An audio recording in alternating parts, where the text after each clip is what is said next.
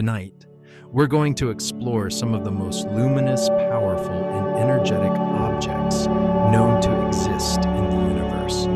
We're going to discover quasars, not just the simplified explanations you might have heard before, but what these cosmic beacons actually are, how we discovered them, and what they reveal about the evolution of the universe itself. By the end of this journey, you're going to understand objects so bright that a single one can outshine an entire galaxy containing hundreds of billions of stars. Yet all that energy pours from a region smaller than our solar system. Before we begin, if you enjoy these deep explorations of the cosmos, a quick like or subscribe would really help the channel grow. Now let's start our journey to the brightest steady light sources in the observable universe. The mysterious radio stars. Our story begins in the late 1950s and early 1960s during the dawn of radio astronomy. This was a transformative period in the history of astronomy when new technologies opened windows on the universe that had been completely invisible before. For thousands of years, humans had studied the sky using only visible light, the narrow band of electromagnetic radiation our eyes evolved to detect. But visible light represents just a tiny fraction of the electromagnetic spectrum. Beyond the red end of visible light lie infrared waves, microwaves, and radio waves, with wavelengths ranging from millimeters to meters to kilometers. Beyond the violet end lie ultraviolet, X-rays, and gamma rays, with wavelengths smaller than atoms. Radio astronomy emerged in the 1930s and 1940s, initially as an accidental discovery by Carl Jansky at Bell Telephone Laboratories, who was investigating sources of static in radio communications. Jansky found that some of the interference came from the center of our galaxy. During World War II, military radar operators occasionally detected radio emission from the sun. After the war, astronomers began building dedicated radio telescopes to systematically map the radio sky. What they found surprised them. The universe is ablaze with radio emission from sources both within our galaxy and far beyond it. By the 1950s, radio astronomers were conducting surveys to catalog the brightest radio sources. One of the most influential was the Third Cambridge Catalog, compiled by Martin Ryle and his team at Cambridge University, and published in 1959. This catalog, known as 3C, listed positions and flux densities for 471 strong radio sources distributed across the northern sky. The sources were numbered in order of right ascension, giving each a designation like 3C48 or 3C273. When astronomers tried to identify these radio sources with optical counterparts, they found a variety of objects. Many corresponded to galaxies with unusual properties. Some showed peculiar morphologies or evidence of disturbance. Others were elliptical galaxies with bright cores. A few matched planetary nebulae or supernova remnants within our own galaxy. But a subset of the radio sources presented a deep puzzle. These puzzling sources appeared in optical photographs taken with large telescopes to be faint, star-like points of light. They weren't extended or fuzzy like galaxies. They didn't show the characteristic shapes and colors of nebulae. To the eye, they looked exactly like stars. Spectra of these objects showed emission lines, which was unusual for stars but not unheard of. Some showed very blue colors, meaning they emitted more ultraviolet and blue light than red light. Again, unusual, but not impossible for certain types of stars. But the radio emission was completely wrong for any known type of star. Normal stars don't produce significant radio emission.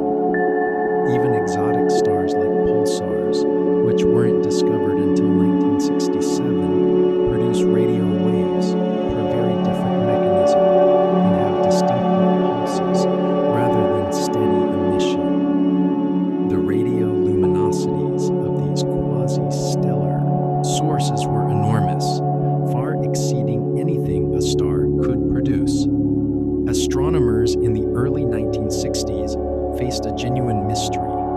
The objects looked like stars optically, but radiated like something completely different in radio wavelengths. What were they? Were they a new type of star?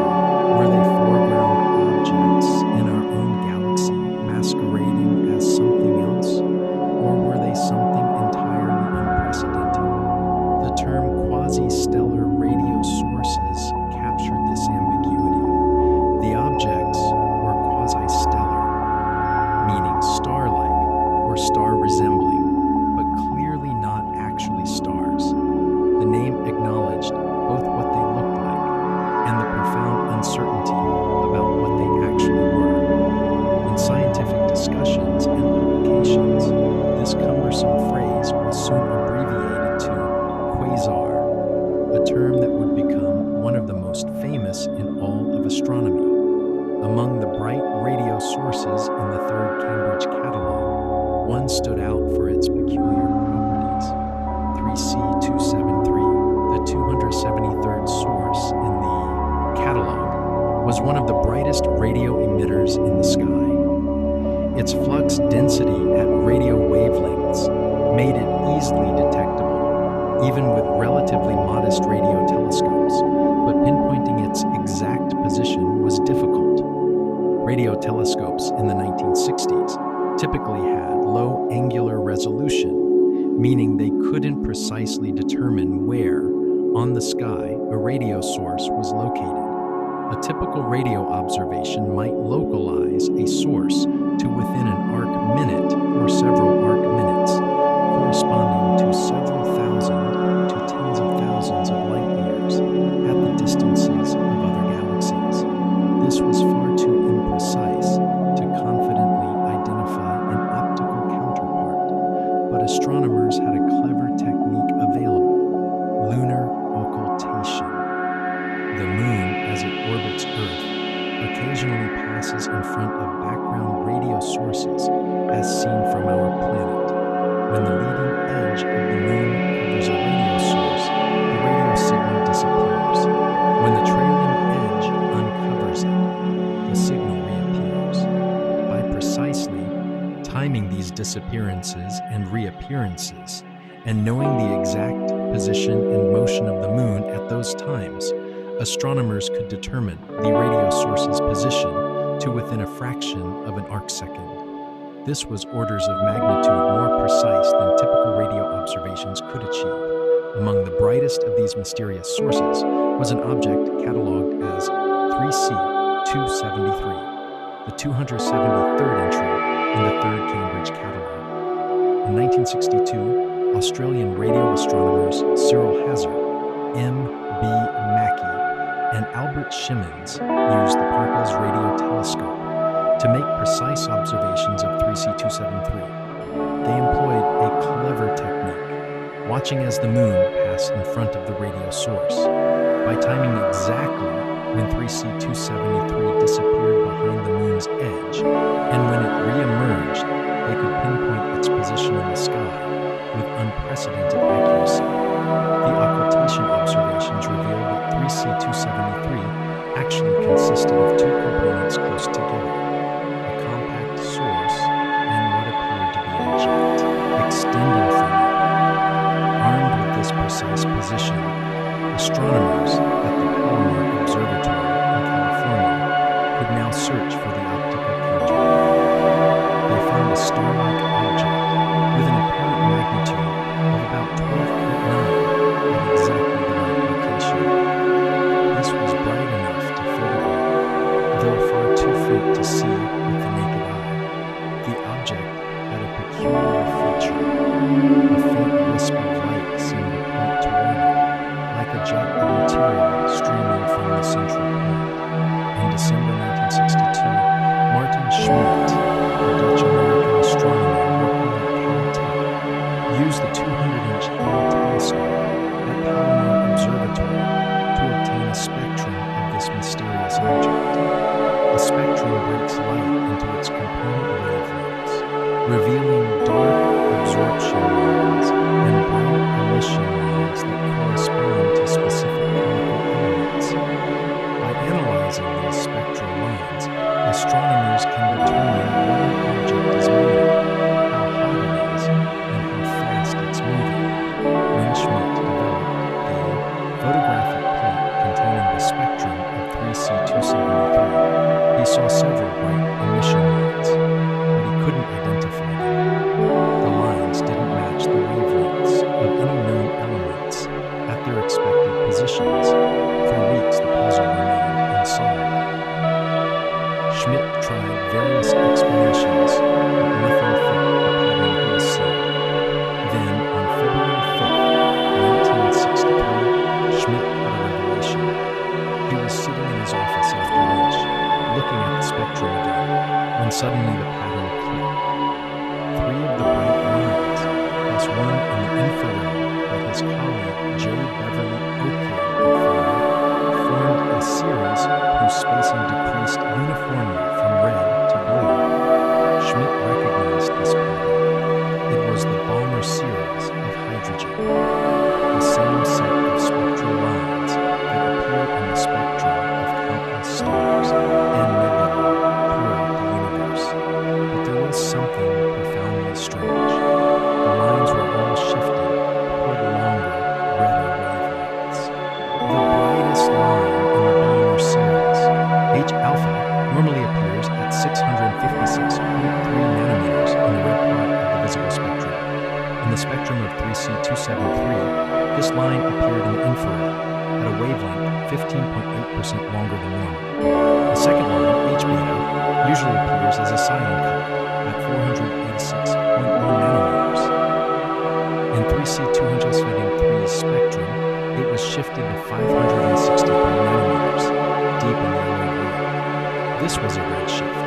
The entire spectrum was stretched toward longer wavelengths, like a sound wave from a receding ambulance is stretched to lower frequencies. But a redshift of 15.8% implied something extraordinary. According to Hubble's law, which relates the redshift of objects to their distance in an expanding universe, 3C273 must be roughly 3 billion light-years away. That's 3 billion trillion kilometers, or nearly 2 billion trillion miles. The distance is so vast that the light we see from 3C273 left that object when Earth was still a young planet, 3 billion years ago. But if 3C273 was that far away and yet still visible as a magnitude 12.9 object, it had to be unimaginably luminous. Schmidt calculated that 3C273 must be shining with the light of roughly 2 trillion suns, about 40 times brighter than the brightest known galaxies. This was an object orders of magnitude more luminous than anything astronomers had observed before, yet it appeared star-like, implying it was incredibly compact. Schmidt published his findings in the journal Nature on March 16, 1963, in a paper that would revolutionize astronomy. The same issue contained 3 other papers, one describing the radio observations that pinpointed 3C273's position, one about its infrared properties, and one confirming a similar high redshift for another mysterious radio source called 3C48. The quasi-stellar object era had begun. The term quasar was coined shortly after by physicist Hong-Yi Chiu in a 1964 article in Physics Today. It captured perfectly what these objects seemed to be. Quasi-stellar, or star-like, yet clearly something entirely different. Over the following years, hundreds, then thousands, then tens of thousands of quasars were discovered. Today, catalogs contain hundreds of thousands of these extraordinary objects scattered across the observable universe. The discovery of quasars posed immediate theoretical problems. How could something so small produce so much energy? What power source could sustain such tremendous luminosity? And why were all the quasars so distant? The answers to these questions would take years to work out and would fundamentally reshape our understanding of the universe. Understanding cosmic distance and redshift. To understand what quasars truly are, we need to grasp what redshift means and how astronomers use it to measure distances across cosmic scales. This isn't just an academic detail. The connection between redshift and distance is fundamental to everything we know about quasars, galaxies, and the structure of the universe itself. Light is an electromagnetic wave oscillating at specific frequencies. Different frequencies correspond to different colors. Red light has a longer wavelength and lower frequency than blue light. When a light source moves away from us, the waves get stretched out, shifted toward longer wavelengths. This is called redshift. When a source moves toward us, the waves get compressed, shifted toward shorter wavelengths. This is called blue shift. For objects moving at ordinary speeds, this is just the Doppler effect, the same phenomenon that makes an ambulance siren sound higher pitched as it approaches and lower pitched as it recedes. Quasars aren't simply moving through space. They're embedded in an expanding universe, and their redshifts tell us how much the universe has expanded since the light left there. In 1929, Edwin Hubble discovered that distant galaxies show redshifts proportional to their distances. The farther away a galaxy, the faster it appears to recede. This relationship, now called Hubble's law, is exactly what you'd expect in an expanding universe. Space itself stretches, carrying galaxies apart. As light travels through this expanding space, it gets stretched along with the space, increasing its wavelength. The longer the light has been traveling, the more the universe has expanded, and the greater the redshift. Astronomers measure redshift using the letter Z, defined as the change in wavelength divided by the original wavelength. A redshift of Z equals 0.1488, like 3C273, means wavelengths are 15.8% longer than when the light was emitted. A redshift of Z equals 1 means wavelengths have doubled. A redshift of Z equals 2 means they've tripled. The redshifts of quasars range from small values around 0.1 to extraordinary values exceeding 7, corresponding to light emitted when the universe was less than 1 billion years old. Converting redshift to distance requires knowing how the universe has expanded over time, which depends on its contents and the physics governing its evolution. Modern measurements give us the parameters we need. The universe is 13.8 billion years old. It contains ordinary matter, dark matter, and dark energy.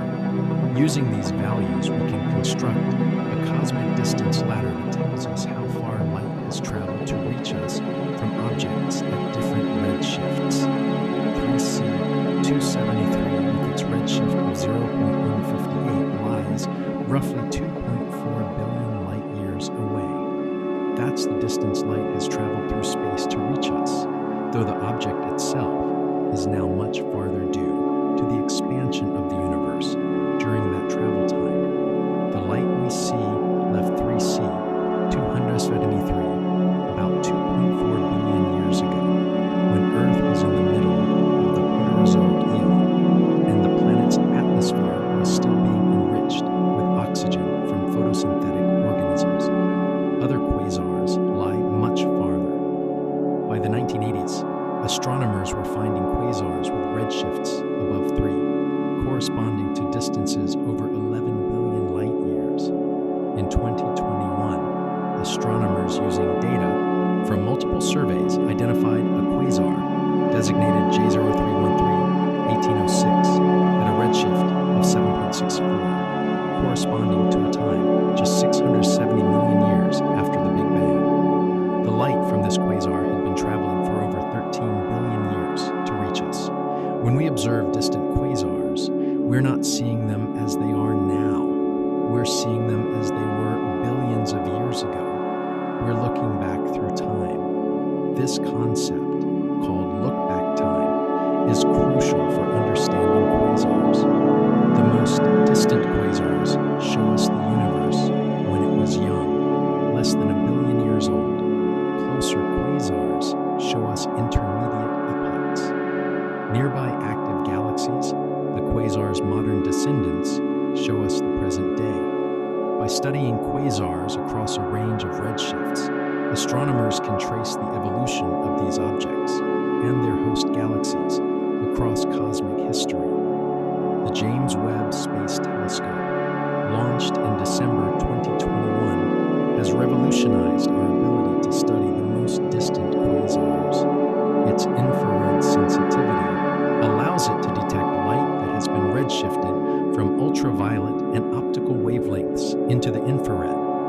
In the first 2 years of operations, JWST discovered numerous quasars and active black holes at redshifts between 6 and 10, some appearing as compact little red dots that challenge our understanding of how such massive black holes could form so early in the universe's history.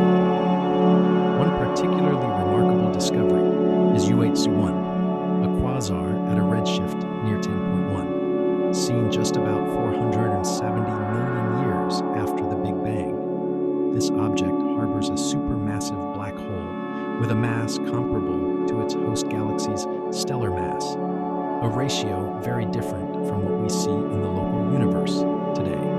The existence of such massive black holes so early poses significant challenges to models of black hole formation and growth. These discoveries reveal that quasars existed when the universe was still in its infancy.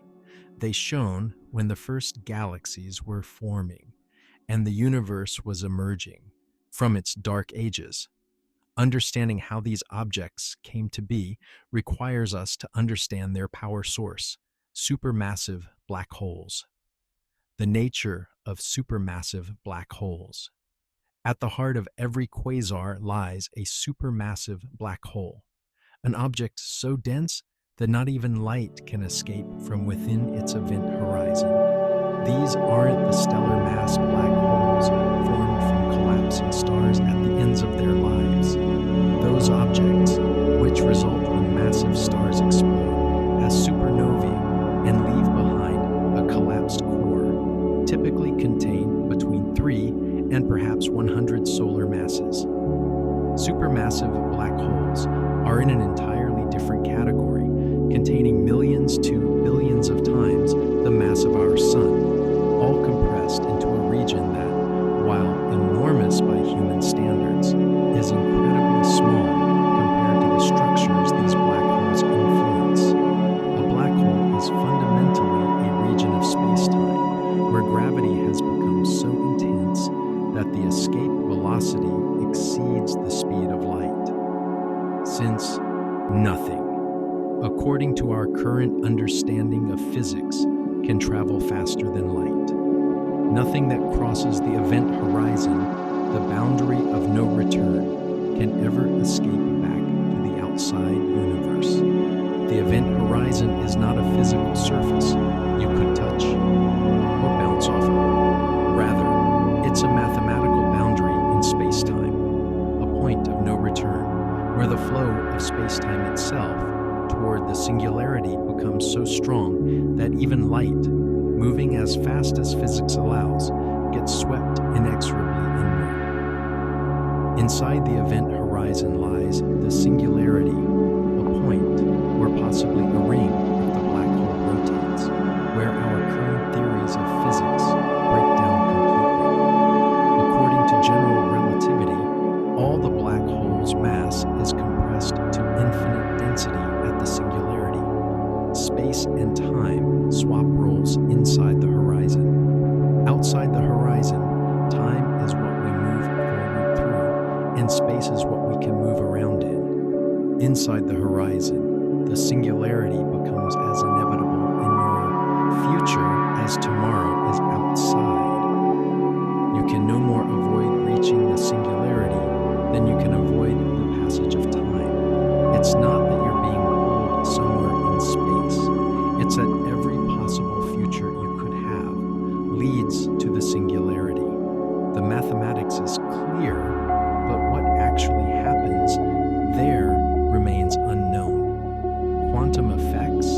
which general relativity doesn't account for, almost certainly become important at the singularity, but we don't yet have a complete theory of quantum gravity to describe what occurs for a non-rotating black hole, described by the Schwarzschild solution to Einstein's field equations. The radius of the event horizon is called the Schwarzschild radius. The formula is beautifully simple. The Schwarzschild radius equals 2gm divided by c squared, where g is Newton's gravitational constant, m is the black hole's mass, and c is the speed of light in vacuum. For a black hole with one solar mass, the Schwarzschild radius is about 3 kilometers, or just under 2 miles. The entire mass of the Sun, compressed into a ball smaller than a city, creates a black hole. Scale this up to a supermassive black hole containing 1 billion solar masses, and the Schwarzschild radius becomes about 3 billion kilometers. That's roughly 20 times the distance from Earth to the Sun, or roughly the orbital radius of Uranus. A sphere with this radius would fit comfortably in our outer solar system. Yet this sphere contains 1 billion times the Sun's mass. The average density within the event horizon is actually quite low, lower than water, because the volume scales with the cube of the radius, while the mass only scales linearly. But this is misleading. The mass isn't distributed uniformly. It's all at the central singularity. The event horizon is just the boundary beyond which even light cannot escape. Most supermassive black holes probably rotate, as they form from rotating gas clouds and accrete rotating material. A rotating black hole is described by the Kerr solution to Einstein's equations, discovered by Roy Kerr in 1963. Rotation introduces additional structure to the spacetime. Around the black hole, there's an ergosphere outside the event horizon, where spacetime is dragged around by the black hole's rotation. Inside the ergosphere, it becomes impossible to remain stationary. You're forced to rotate around the black hole, along with the spacetime itself. The event horizon of a rotating black hole is smaller than the Schwarzschild radius for the same mass. A maximally rotating black hole has an event horizon radius, half that of a non-rotating black hole of equal mass. The rotation also changes the innermost stable circular orbit, the closest radius at which material can orbit the black hole in a stable, bound orbit. For a non-rotating black hole, this orbit lies at 3 Schwarzschild radii, about 9 kilometers for a solar mass black hole, or 9 billion kilometers for a billion solar mass hole. For a maximally rotating black hole with spin aligned with the orbit, the innermost stable orbit is much closer at just 0.5 Schwarzschild radii, or 1.5 billion kilometers for a billion solar mass hole. This difference is crucial for accretion efficiency. The deeper the potential well from which material radiates before plunging into the hole, the more energy can be extracted. Supermassive black holes are found at the centers of essentially every large galaxy in the universe. The Milky Way's black hole, Sagittarius A, abbreviated SGR-A, has a mass of about 4 million suns. Astronomers have measured its mass by tracking the orbits of stars close to the galactic center. These stars, particularly one designated S2, orbit in elliptical paths around the invisible central mass.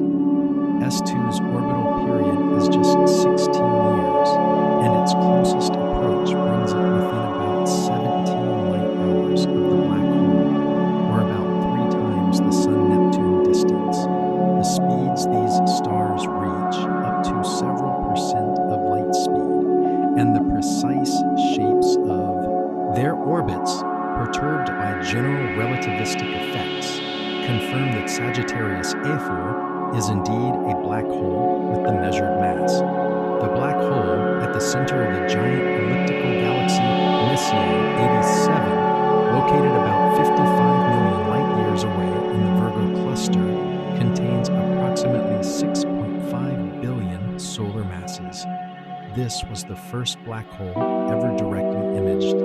In April 2019, the Event Horizon Telescope Collaboration, a global network of radio telescopes working together as a virtual Earth-sized dish, released an image showing the shadow of M87's black hole against the glowing accretion disk surrounding it. The image confirmed predictions from general relativity about the appearance of a black hole's event horizon and provided a direct measurement of the black hole's mass and spin from the size and asymmetry of the shadow.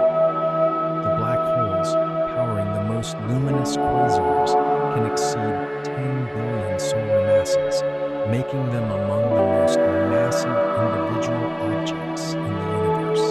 The current record holder is the black hole in the quasar Ton 618, with an estimated mass around 66 billion solar masses, though such extreme mass estimates carry substantial uncertainties. At more moderate but still impressive masses, many powerful quasars will be black holes of 1 to 10 billion solar masses, objects that would have Schwarzschild radii comparable to or larger than Neptune's orbit. But how would these monsters form? This question represents one of the most active and challenging areas of research in astrophysics today. The difficulty is timing. Quasars are observed at redshifts beyond 7, less than 800 million years after the Big Bang. At that time, the universe was still very young. The first stars had only recently formed. Galaxies were just beginning to assemble from smaller building blocks. Yet already, billion solar mass black holes existed. How did they grow so large so quickly? Several formation mechanisms have been proposed, and the truth likely involves multiple pathways operating under different conditions.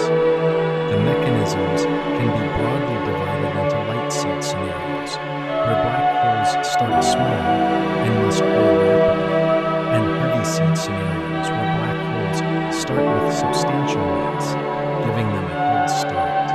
The most straightforward light seed scenario begins with the first generation of stars, called population 3 stars.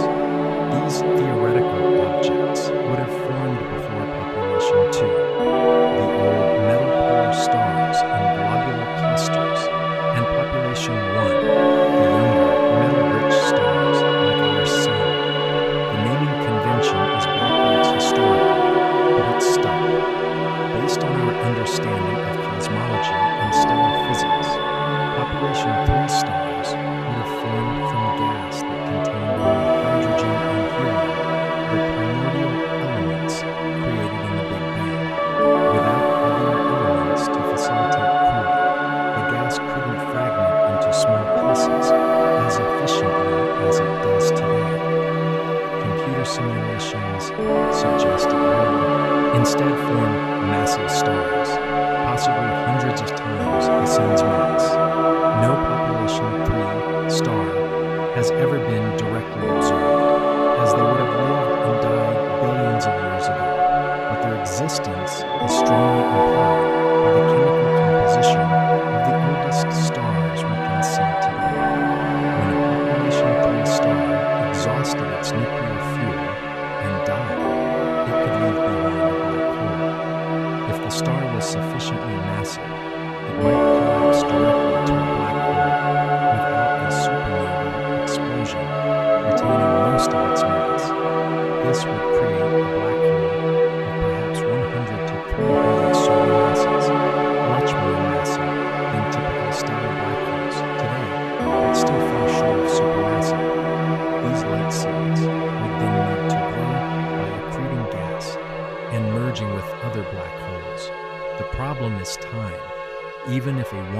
100 solar mass seed black hole accretes continuously at the maximum rate allowed by physics, the Eddington limit, it needs several hundred million years to grow to 1 billion solar masses.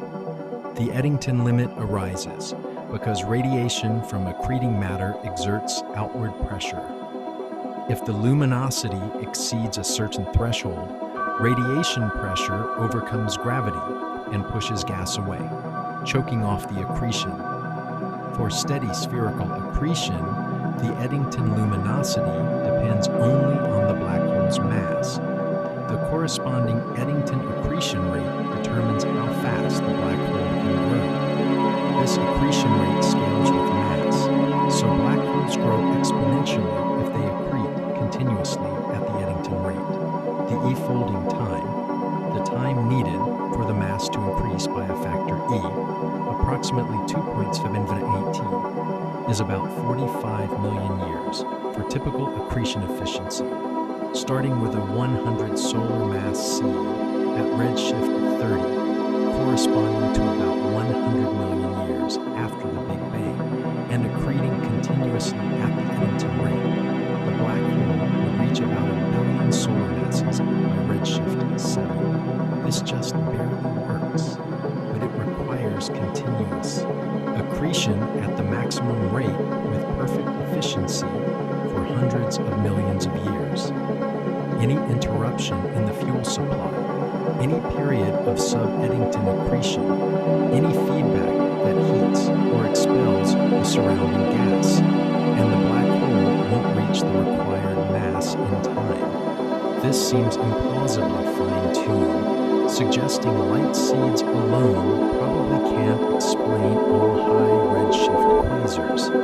This has motivated heavy seed scenarios where black holes begin their lives much more massive. One mechanism for creating heavy seeds is direct collapse.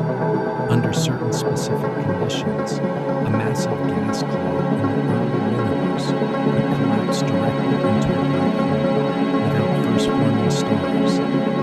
This requires preventing normal star formation, which would fragment the cloud into many smaller pieces that form individual stars or star clusters. The key is suppressing the cooling that allows gas to condense.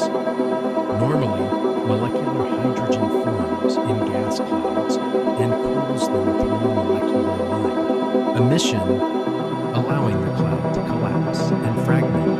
But if strong ultraviolet radiation from nearby sources photodissociates the molecular hydrogen faster than it forms, the gas can't cool efficiently. The cloud remains hot and stable against fragmentation.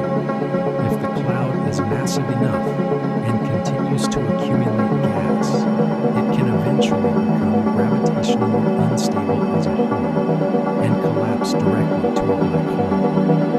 This direct collapse scenario could produce black holes with masses of 10,000 to 1 million suns, much more massive than population 3 remnants.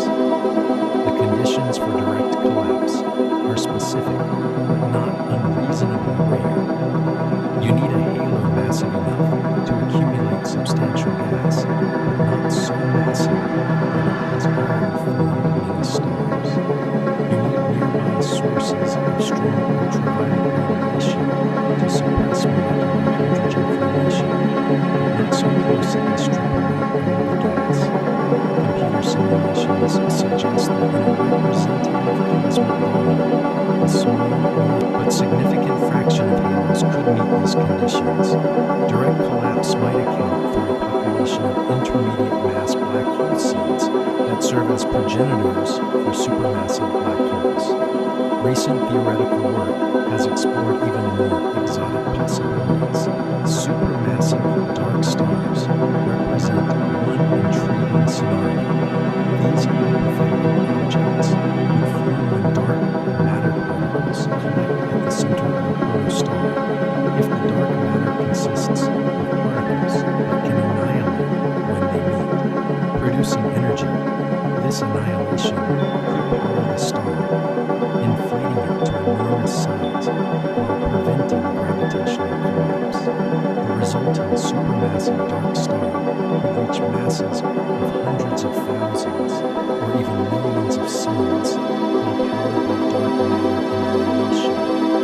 Eventually, when the dark matter fuel is exhausted or the star is disturbed by a galactic merger, it would collapse to a supermassive black hole. This mechanism naturally produces very massive seeds and could explain some of the most massive early quasars. Observations with the James Webb Space Telescope have even identified candidate supermassive dark stars, objects that are consistent with either compact early galaxies or supermassive dark stars in the early universe. Distinguishing between these interpretations requires detailed spectroscopic analysis to look for signatures specific to dark matter annihilation, a challenging observational program that's currently underway. Primordial black holes represent another speculative but fascinating possibility. These are black holes that could have formed in the very early universe during the first second after the Big Bang from quantum density fluctuations or phase transitions in the primordial plasma. If such objects exist, and if some fraction have masses in the range of thousands to millions of suns, they could serve as seeds for supermassive black holes. However, observational constraints on primordial black holes are tight. They can't make up more than a small fraction of the dark matter in most mass ranges, limiting how common they could be. Still, even a small population could seed some supermassive black holes. Once a seed black hole forms, regardless of its origin, it grows through two main processes: mergers and accretion. When galaxies merge, their central black holes eventually sink to the center of the merged system through a process called dynamical friction. As a black hole moves through a sea of stars and dark matter, its gravity attracts material. The material behind the hole gets accelerated, gaining momentum, while the material in front gets decelerated. This creates an asymmetric wake that exerts a drag force, slowing the black hole and causing it to spiral inward. The process is slow, taking hundreds of millions of years for typical galaxy mergers, but it's inexorable. When two black holes get close enough, within a few times, their combined Schwarzschild radius, they form a binary system. The binary shrinks through the emission of gravitational waves, ripples in space-time that carry away energy and angular momentum. As the binary tightens, the gravitational wave emission intensifies, leading to a runaway and spiral. In the final moments, the black holes merge in a cataclysmic event, releasing more energy in gravitational waves than all the stars in the observable universe emit as light during the same time. The merged black hole has a mass equal to the sum of the two progenitors minus the energy radiated as gravitational waves, typically a few percent of the total mass. Mergers are important for building black hole mass, especially in the early universe when galaxies were merging frequently. But the primary growth mechanism for most quasars is gas accretion. Gas flowing into the black hole's gravitational well, forming an accretion disk, powers the quasar's luminosity while adding mass to the black hole itself. Over billions of years of active accretion, a black hole can grow from thousands or millions of solar masses to billions, becoming the supermassive monsters we observe today. The most straightforward scenario involves the remnants of the first generation of stars, called population 3 stars. These theoretical objects, based on our understanding of early universe conditions, would have been massive stars, possibly hundreds of times the mass of the Sun, that formed from the primordial hydrogen and helium created in the Big Bang. When these stars died, they could have left behind black holes with masses of tens to hundreds of suns. These light seeds could then grow through gas accretion and mergers with other black holes. However, calculations show that light seeds would struggle to grow fast enough to produce billion solar mass black holes by the time we observe them in quasars at redshifts beyond 6, less than a billion years after the Big Bang. Even if the black holes accreted gas at the maximum rate allowed by physics, they would need longer than the available time to reach the observed masses. This has led to the proposal of heavy seed scenarios. Perhaps some black holes began their lives much more massive, with thousands or even hundreds of thousands of solar masses. One mechanism for creating heavy seeds is direct collapse. Under certain conditions, a massive gas cloud in the early universe could collapse directly into a black hole without first forming stars. This requires suppressing normal star formation, which can be accomplished if the gas is heated by radiation from nearby sources, or if it lacks the heavy elements needed for efficient cooling. Direct collapse could produce black holes with masses between 10,000 and a million suns, giving them a head start on growth. Another possibility involves supermassive dark stars. These hypothetical objects would be powered not by nuclear fusion, but by dark matter annihilation in their cores. If dark matter particles collect in the center of a protostar and annihilate, they could provide enough energy to inflate the star to enormous size while preventing it from collapsing. Eventually, when the dark matter is exhausted, the supermassive dark star would collapse into a massive black hole. Recent proposals suggest this mechanism could explain some of the earliest supermassive black holes observed by JWST. Primordial black holes, formed from density fluctuations in the very early universe immediately after the Big Bang, represent yet another possibility. If these exist and have the right mass distribution, they could serve as seeds for supermassive black holes. However, observational constraints on primordial black holes are tight, and this scenario remains speculative. Once a seed black hole forms, it can grow through two main processes: mergers with other black holes and accretion of gas. When two galaxies merge, their central black holes eventually sink to the center of the merged system and coalesce, combining their masses. This process is important for building up black hole mass, particularly in the early universe when galaxies were merging frequently. But the primary growth mechanism is gas accretion, and this is what powers quasars. Material falling toward a black hole doesn't plunge straight in. It carries angular momentum, which causes it to spiral inward while forming an accretion disk. This disk is the engine of a quasar, and understanding how it works is key to understanding where quasars get their incredible luminosity. The accretion disk, the quasar engine. The accretion disk is where the magic happens, where ordinary matter orbiting a black hole transforms into one of the most powerful energy sources in the universe.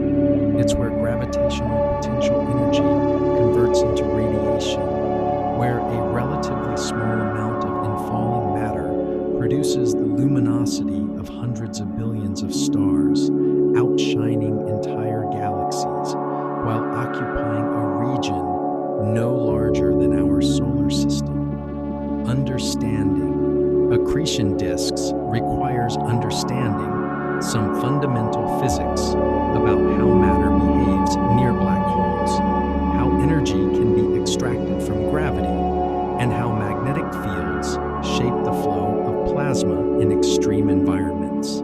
The fundamental problem is this. When gas approaches a black hole, it carries angular momentum. Angular momentum is a conserved quantity in physics, similar to energy and linear momentum.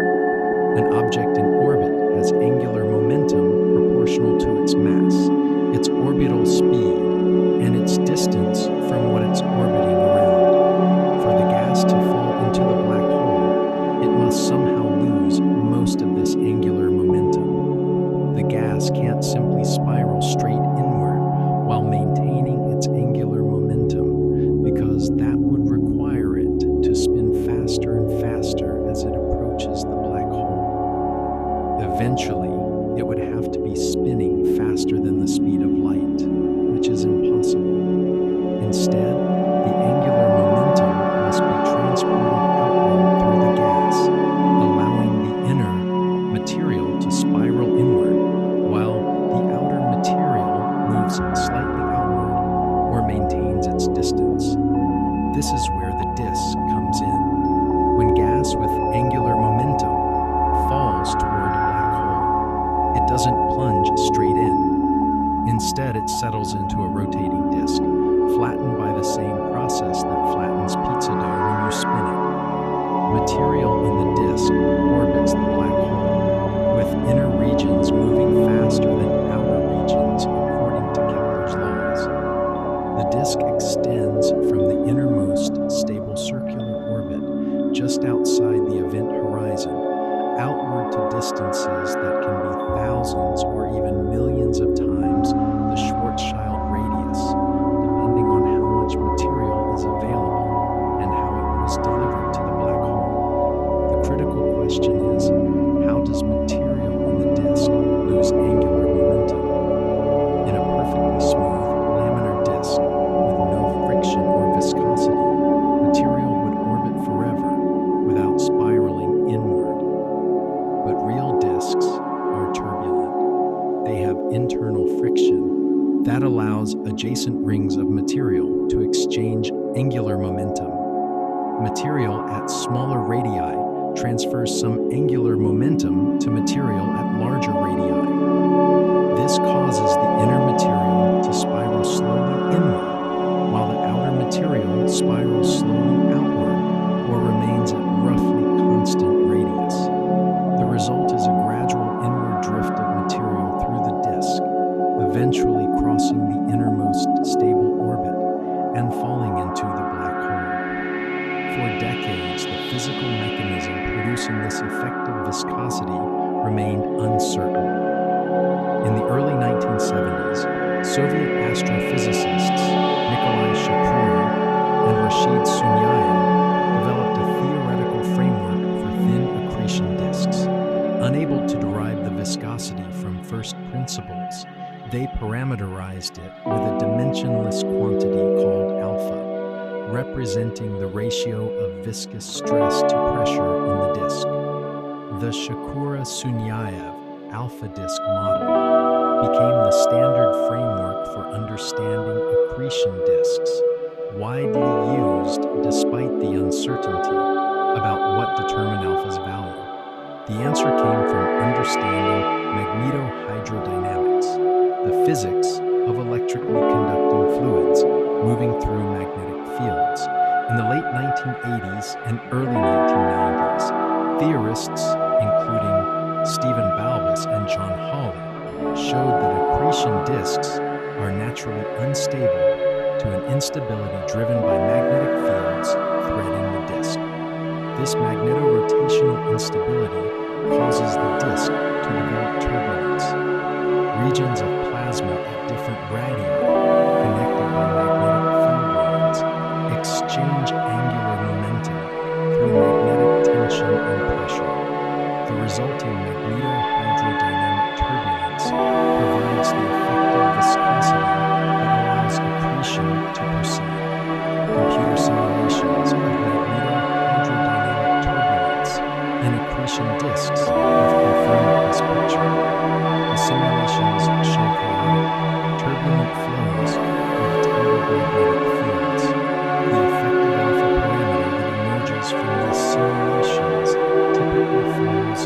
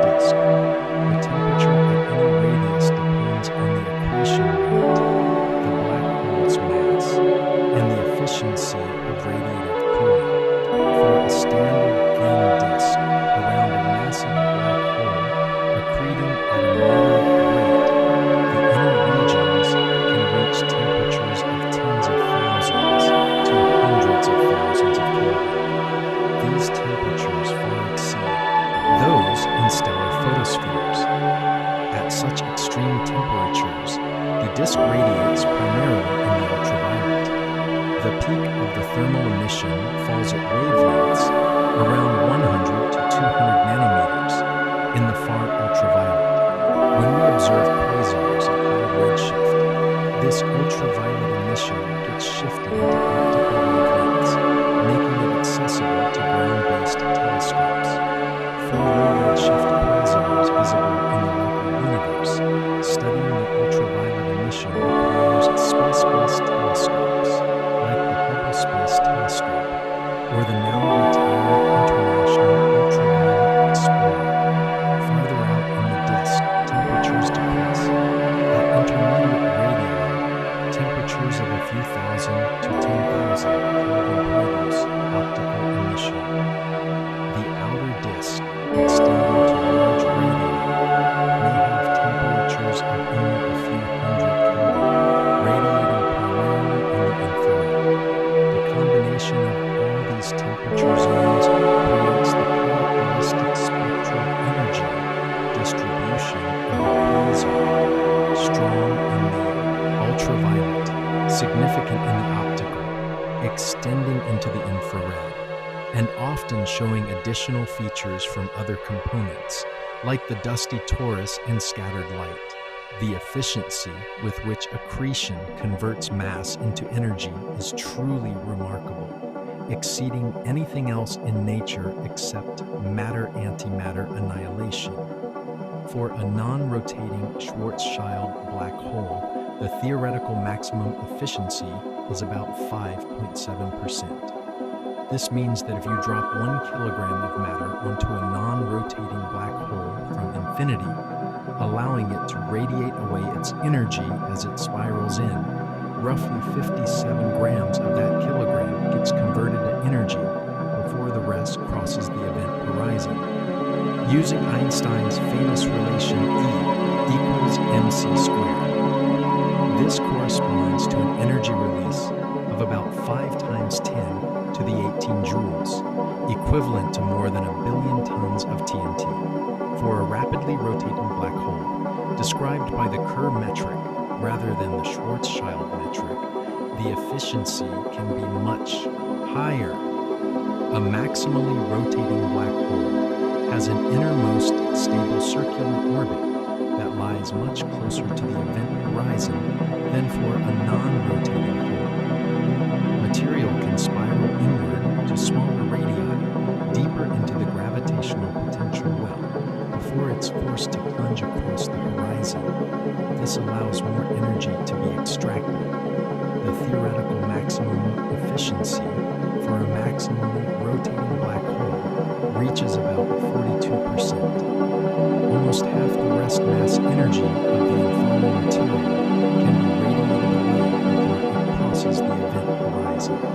Compare this to nuclear fusion, the process that powers stars. In the proton-proton chain that dominates in stars like our Sun, 4 hydrogen nuclei fuse to form one helium nucleus, releasing energy in the process. The efficiency of this conversion is about 0.7%. Only 0.7% of the hydrogen's rest mass gets converted to energy. Accretion into a rotating black hole is more than 50 times more efficient than hydrogen. Fusion. This extraordinary efficiency explains how quasars can be so luminous despite their small size. Consider a quasar accreting material at a rate of 1 solar mass per year. That's about 2 times 10 to the 30 kilograms per year, or roughly 6 times 10 to the 22 kilograms per second.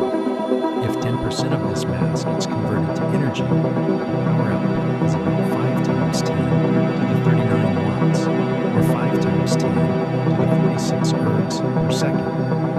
This is approximately 10 trillion times the sun's luminosity, or about 1,000 times the total light output of the Milky Way galaxy with its hundreds of billions of stars. A single quasar, powered by gas falling onto a black hole at a rate of just 1 solar mass per year, outshines an entire galaxy. The most powerful quasars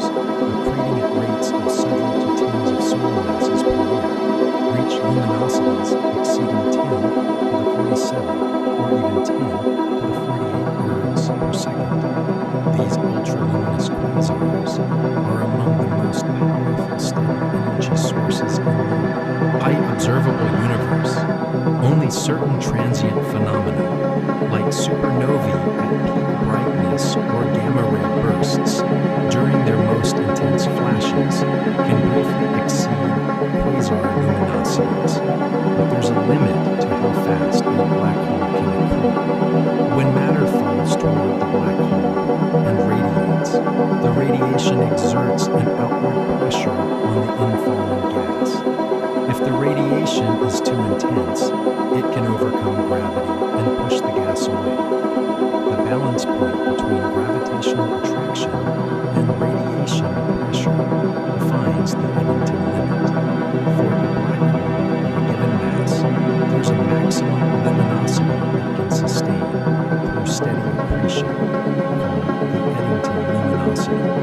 For a billion solar mass black hole, the Eddington luminosity is about 10 to the 47 ergs per second. Many quasars radiate at or near their Eddington limits, suggesting they're accreting as fast as physics allows. Some may even exceed the Eddington limit temporarily through super-Eddington accretion, though this remains an area of active research. The structure of the accretion disk is more complex than a simple thin disk. In the inner regions, radiation pressure becomes important, potentially puffing up the disk into a thicker structure. In the outer regions, the disk may be relatively cool and geometrically thin. There's likely a hot corona above and below the disk, containing energetic particles and strong magnetic fields. This corona can prompt and scatter disk photons to higher energies, producing the X-ray emission observed in quasars. Surrounding the accretion disk, at a distance where dust can survive without being vaporized, there's often a dusty torus or donut-shaped structure. This torus absorbs ultraviolet and optical radiation from the inner disk and re-radiates it in the infrared. The presence and structure of this torus play a key role in our view of the quasar. Depending on our viewing angle relative to the torus, we might see the bright quasar core directly, or we might see it obscured with only scattered or reflected light visible. The accretion disk also harbors fast-moving clouds of gas relatively close to the black hole within a few light weeks to light months. These clouds, illuminated by the disk's intense radiation, produce the broad emission lines that are characteristic features of quasar spectra. The clouds are moving at speeds of thousands to tens of thousands of kilometers per second in the black hole's gravitational field. The Doppler shifts from this high-speed motion broaden the emission lines, creating the distinctive broadline features that astronomers use to identify quasars and estimate black hole masses. Farther out, at distances of hundreds to thousands of light years, there's often a population of slower-moving clouds that produce narrow emission lines. These clouds are part of the host galaxy's interstellar medium, ionized by the quasar's radiation, but it caught in the black hole's immediate vicinity. The accretion disk doesn't operate in isolation. It interacts with powerful winds and jets that carry energy and matter away from the black hole. These outflows play crucial roles in the quasar phenomenon and in the evolution of galaxies. Jets, winds, and energy output. Not all the energy from an accreting black hole emerges as radiation from the disk. A significant, sometimes dominant fraction can be channeled into powerful outflows that carry energy and matter away from the black hole at tremendous velocities. These outflows come in two primary forms: broad ones that blow from the accretion system in many directions, and highly collimated relativistic jets that shoot perpendicular to the disk at speeds approaching, and sometimes appearing to exceed the speed of light. The dichotomy between radio-loud and radio-quiet quasars reflects the importance of jets. About 10% of quasars are classified as radio-loud, meaning they emit substantial power in radio waves, often hundreds or thousands of times more radio emission than a typical galaxy. These quasars power relativistic jets that extend far beyond the host galaxy, sometimes spanning millions of light years before terminating in giant radio lobes. The remaining 90% are radio quiet. They don't produce powerful jets, though many show evidence of weaker outflows and gentler winds. The physical difference between these populations isn't fully understood, but it likely relates to the black hole's spin, the accretion rate, and the structure of the surrounding gas. The mechanism that launches jets has been a subject of intense theoretical investigation for decades, while the precise details remain an active area of research, particularly regarding how jets are initiated and collimated. The basic framework is understood.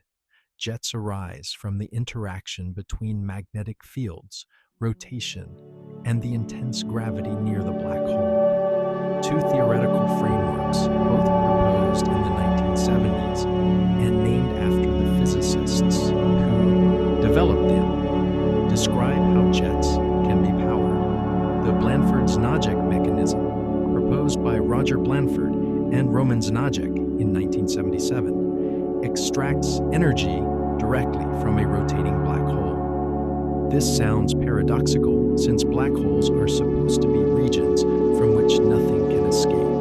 But the key is the ergosphere, the region outside the event horizon where space-time is dragged around by the black hole's rotation. Magnetic field lines threading the black hole and anchored in the surrounding disk or plasma can tap into the black hole's rotational energy through a process mediated by the dragging of space-time. Imagine magnetic field lines as elastic ropes anchored at the black hole's event horizon. As the black hole rotates, it drags space-time around, twisting these field lines. The twisting creates tension in the magnetic field. Charged particles can flow along these twisted field lines, extracting energy in the process. The energy comes at the expense of the black hole's rotation. Over time, as energy is extracted, the black hole spins down, though this process is extremely slow for supermassive black holes unless the energy extraction rate is enormous. The power available from the Blanford-Znajek mechanism depends on the black hole's mass, its spin rate, and the strength of the magnetic field threading the event horizon. For a rapidly rotating black hole with a strong magnetic field, the power can approach or even exceed the Eddington luminosity. This makes the mechanism viable for powering the most energetic jets observed in radio-loud quasars and radio galaxies. The Blanford-Payne mechanism, proposed by Roger Blanford and David Payne in 1982, launches jets from the accretion disk itself, rather than from the black hole. Here, magnetic field lines are anchored in the disk at various radii. As the disk rotates, it twists these field lines, winding them up like springs. The magnetic tension can then accelerate material loaded onto the field lines, flinging it outward and upward along the rotation axis. This works like a cosmic centrifuge or catapult, using the disk's rotation to power an outflow. The Blanford-Payne mechanism operates in different regions than Blanford-Znajek. While Blanford-Znajek requires strong fields near the black hole's event horizon, Blanford-Payne works across a range of disk radii. In reality, both mechanisms probably contribute to jet launching, with their relative importance varying depending on system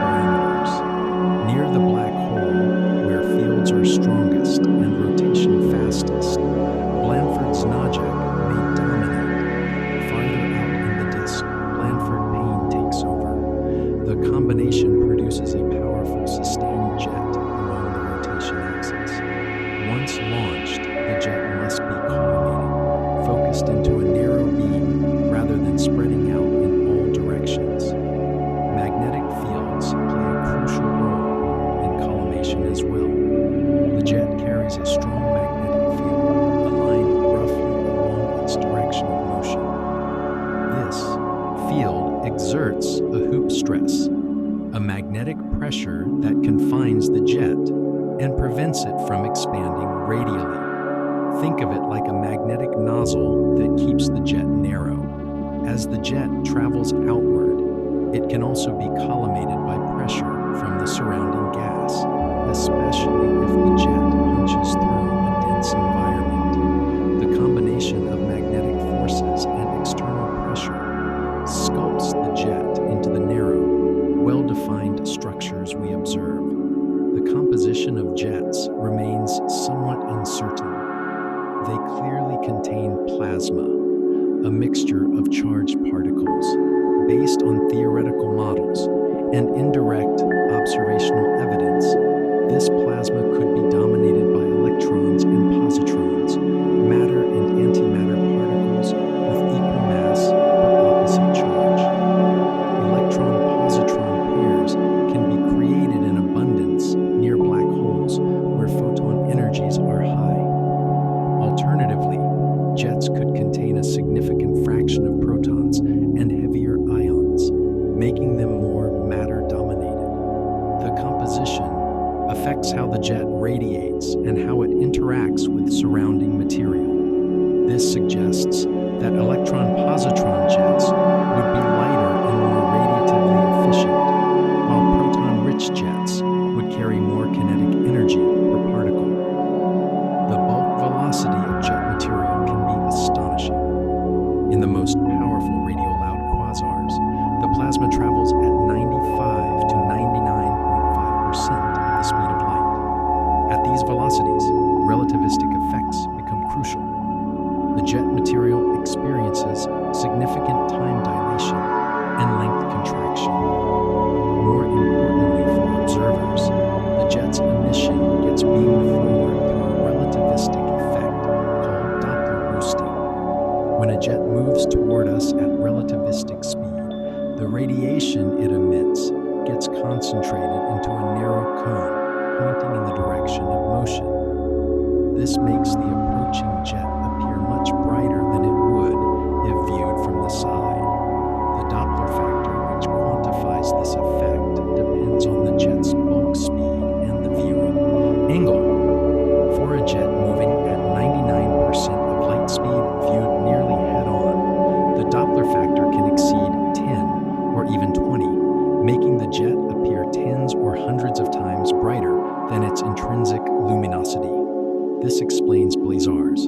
When we view a radio-loud quasar nearly along its jet axis, the Doppler boosting makes the jet emission dominate everything else. The quasar appears extraordinarily bright, highly variable, and strongly polarized. The name blazar combines BL Lacertae objects, named after the prototype source BL Lacertae, initially thought to be a variable star, and flat-spectrum radio quasars. Both are unified as quasars viewed down the jet line. BL-lacs tend to have weaker emission lines, while flat-spectrum radio quasars show strong, broad emission lines. Both are jetted systems seen nearly face-on. Blazars exhibit some of the most dramatic variability in astronomy. Their brightness can change by factors of 2 or more over timescales of hours to days. Flares can brighten a blazar by a factor of 10 or more, then fade back to baseline over weeks. This variability, combined with causality constraints, tells us the emission region must be compact, often only light hours to light days across. During flares, localized disturbances in the jet, possibly shock waves or magnetic reconnection events, accelerate particles to extreme energies and produce intense bursts of radiation. Jets emit across the entire electromagnetic spectrum through multiple radiation processes. At radio frequencies, synchrotron radiation dominates. Relativistic electrons spiraling in magnetic fields emit radio waves, infrared, and optical light. relativistic continuum spectrum. The spectral shape depends on the electron energy distribution and the magnetic field strength. In many jets, the radio spectrum is non-thermal, meaning it doesn't follow a thermal black-body distribution, but instead shows a power-loss shape characteristic of synchrotron emission. As electrons radiate synchrotron photons, they lose energy, but these same photons can be scattered by other relativistic electrons in the jet through a process called inverse Compton scattering. A low-energy photon colliding with an ultra-relativistic electron gets boosted to much higher energy, potentially reaching X-ray or gamma-ray wavelengths. This inverse Compton process produces the high-energy emission observed in quasars. Some photons might even undergo multiple scatterings, building up energy with each interaction until they emerge as very high-energy gamma rays. The jets don't travel alone.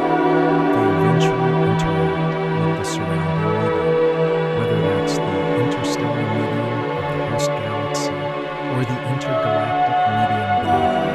When the fast-moving jet material encounters slow or stationary gas, it creates a shock front, a sudden transition where the kinetic energy of the jet converts into heat, sound waves, and accelerated particles. These shock waves can further energize particles, boosting them to ultra-relativistic speeds and producing additional synchrotron and Compton radiation. At large distances from the black hole, far beyond the host galaxy, the jets can inflict giant radio waves. These are regions where jet material has accumulated and deposited its energy. The lobes glow with synchrotron radiation from relativistic electrons trapped in tangled magnetic fields. The lobes can extend for millions of light years, dwarfing the galaxy that hosts the quasar. Some radio galaxies have lobes spanning 10 million light years or more, making them among the largest individual structures associated with single objects in the universe. The power carried by these jets is staggering. By measuring the radio emission from lobes, estimating the magnetic field strength, and calculating the energy density of relativistic particles and fields, astronomers can estimate the total energy deposited in the lobes over the jet's lifetime for powerful radio galaxies. This energy can reach 10 to the 60 or 10 to the 61 ergs, equivalent to converting several million solar masses entirely into energy. The jets must have been operating and depositing this energy over timescales of tens to hundreds of millions of years. Not all quasars produce powerful jets, but many show evidence of winds. These winds are broader, less collimated outflows, driven by radiation pressure, thermal energy, or magnetic forces. They're detected primarily through their absorption signatures in quasar spectra. When we look at a quasar, the light passes through outflowing gas between us and the central source. This gas absorbs light at specific wavelengths corresponding to electronic transitions in atoms and ions. The key signature of winds is that the absorption lines are blue shifted. Because the gas is moving toward us, the Doppler effect shifts the absorption to shorter wavelengths than it would have in stationary gas. The magnitude of the blue shift tells us the wind's velocity. Many quasars show blue shifted absorption from highly ionized species like CIV, 3 times ionized carbon, NV, 4 times ionized nitrogen, and PsiIV, 3 times ionized silicon. These ionization states require intense ultraviolet radiation, confirming the gas is close to the central quasar and bathed in its intense radiation field. Wind velocities range from hundreds to tens of thousands of kilometers per second.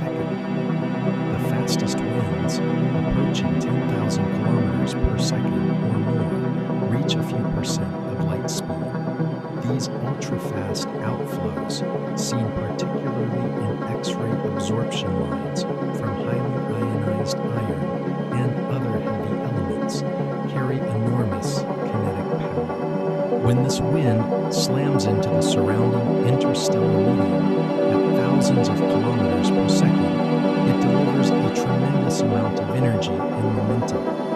This is quasar feedback in action. The wind are often stratified, showing multiple velocity components. Material at different distances from the black hole experiences different radiation pressure and different gravitational forces, leading to a range of outflow speeds. Closest to the black hole, where radiation pressure is strongest and gravity intense, the wind may be fastest. Farther out, the wind can have lower velocity but greater mass, as it sweeps up ambient gas like a snowplow. Some quasars show evidence of molecular outflows, where not just hot ionized gas, but cold molecular gas is being expelled. These molecular winds are detected through emission or absorption in lines from carbon monoxide or other molecules. Molecular gas is denser and harder to accelerate than ionized gas, so detecting molecular outflows indicates very powerful winds that can push substantial amounts of mass out of the galaxy. When molecular gas is expelled, it carries away the free medium for future star formation. This is one mechanism by which quasar feedback can shut down star formation and transform a galaxy from a blue star-forming system into a red quiescent one. The total energy output of a quasar, adding up all components, can be truly extraordinary. The radiation from the accretion disk itself can reach 10 to the 47 ergs per second or higher for the brightest quasars. The kinetic power in jets for radio-loud sources can equal or exceed the radiative power. The kinetic power in winds can amount to a few percent of the radiative output, still a tremendous amount. All told, a powerful quasar can output 10 to the 48 ergs per second or more. That's more than 1,000 Milky Ways. And all this energy pours from a region smaller than the orbit of Neptune around the Sun. This concentration of power makes quasars the most compact, steady energy sources in the known universe. Only transient phenomena, like gamma ray bursts or supernovae at peak, can briefly exceed quasar luminosities, and only for seconds to minutes. Quasars sustain their incredible power for millions to hundreds of millions of years, cycling on and off as gas supplies wax and wane, but remaining among the dominant sources of energy in the cosmos during their active phases. The jets emit radiation through several processes. Synchrotron radiation occurs when charged particles spiral through magnetic fields, producing radio waves and optical light. Inverse Compton scattering can boost lower energy photons to X-ray and gamma ray energies when they interact with the relativistic electrons in the jet. These processes combine to produce the broad spectrum emission seen in radio-loud quasars.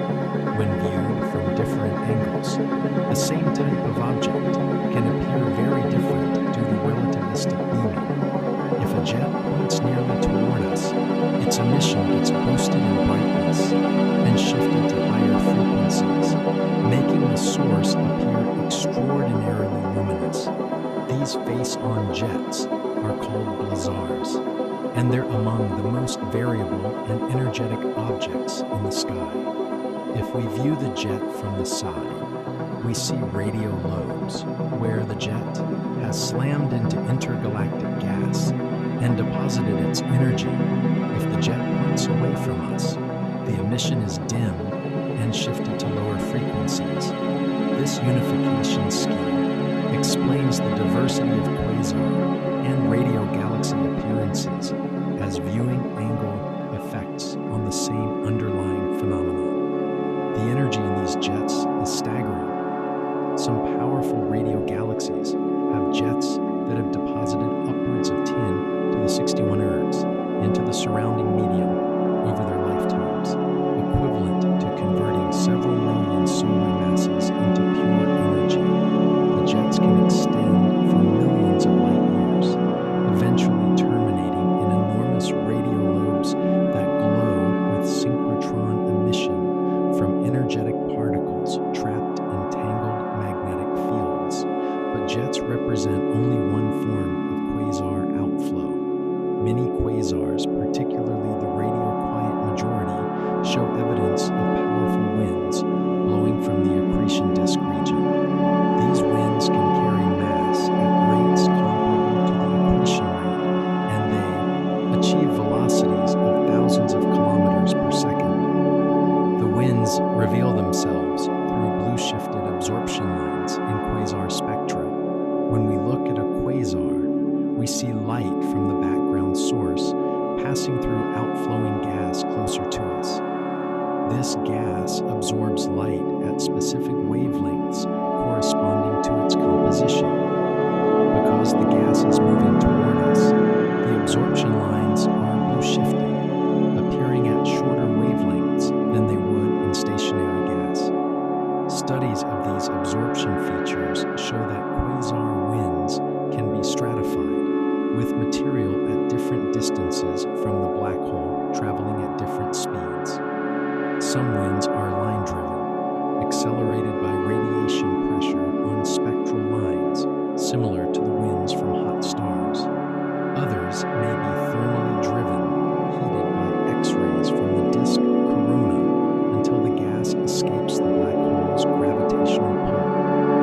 These winds carry significant kinetic power, sometimes amounting to a few percent of the quasars. Bolometric luminosity.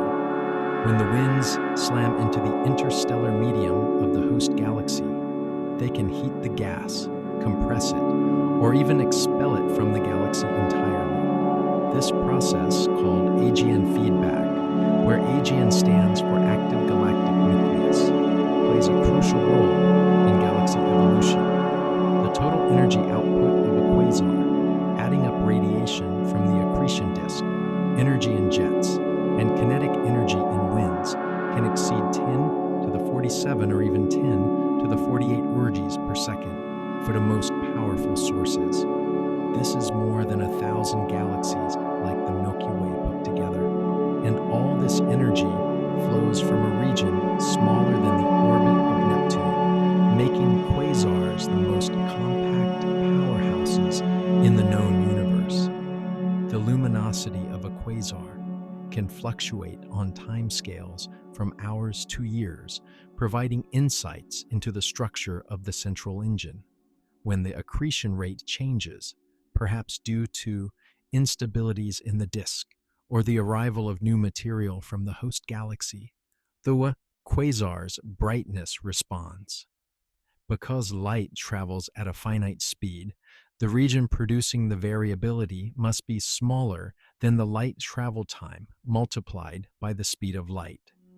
Variability on a timescale of days implies the emitting region is only a few light days across, confirming that quasars are extraordinarily compact. This compactness, combined with their immense power, makes quasars unique laboratories for extreme physics. Nowhere else in the universe do we see such a combination of intense gravity, powerful magnetic fields, extreme temperatures, and relativistic motion, all concentrated in such a small volume. The quasar era and galaxy evolution quasars are not evenly distributed in cosmic time. When Schmidt and others began measuring redshifts in the 1960s and early 1970s, they noticed something remarkable. Quasars were far more common in the distant past than they are today. This discovery had profound implications for cosmology and our understanding of galaxy evolution. By the late 1990s and early 2000s, large surveys like the Sloan Digital Sky Survey had cataloged tens of thousands of quasars across a wide range of redshifts. Statistical analyses of these samples revealed a clear pattern. The number density of bright quasars increases dramatically from the present day as we look back in time, reaching a peak around redshift 2 to 3, corresponding to look-back times of about 10 to 11 billion years, when the universe was 2 to 3 billion years old. Beyond this peak, the quasar population declines again toward higher redshifts, though some quasars are found even at the highest redshifts observed, beyond redshift 7. This cosmic evolution is one of the most striking features of the quasar population. In the local universe, powerful quasars are rare. Most nearby large galaxies have supermassive black holes at their centers, but these black holes are dormant or only weakly active, accreting at tiny fractions of their Eddington rates. But at redshift 2 to 3, the universe was teeming with brilliant quasars, outnumbering their local counterparts by factors of 100 or 1,000. This quasar epoch coincides with the era of peak star formation in the universe. Observations of galaxies across cosmic time show that the universal star formation rate was highest around redshift 2 to 3 and has been declining ever since.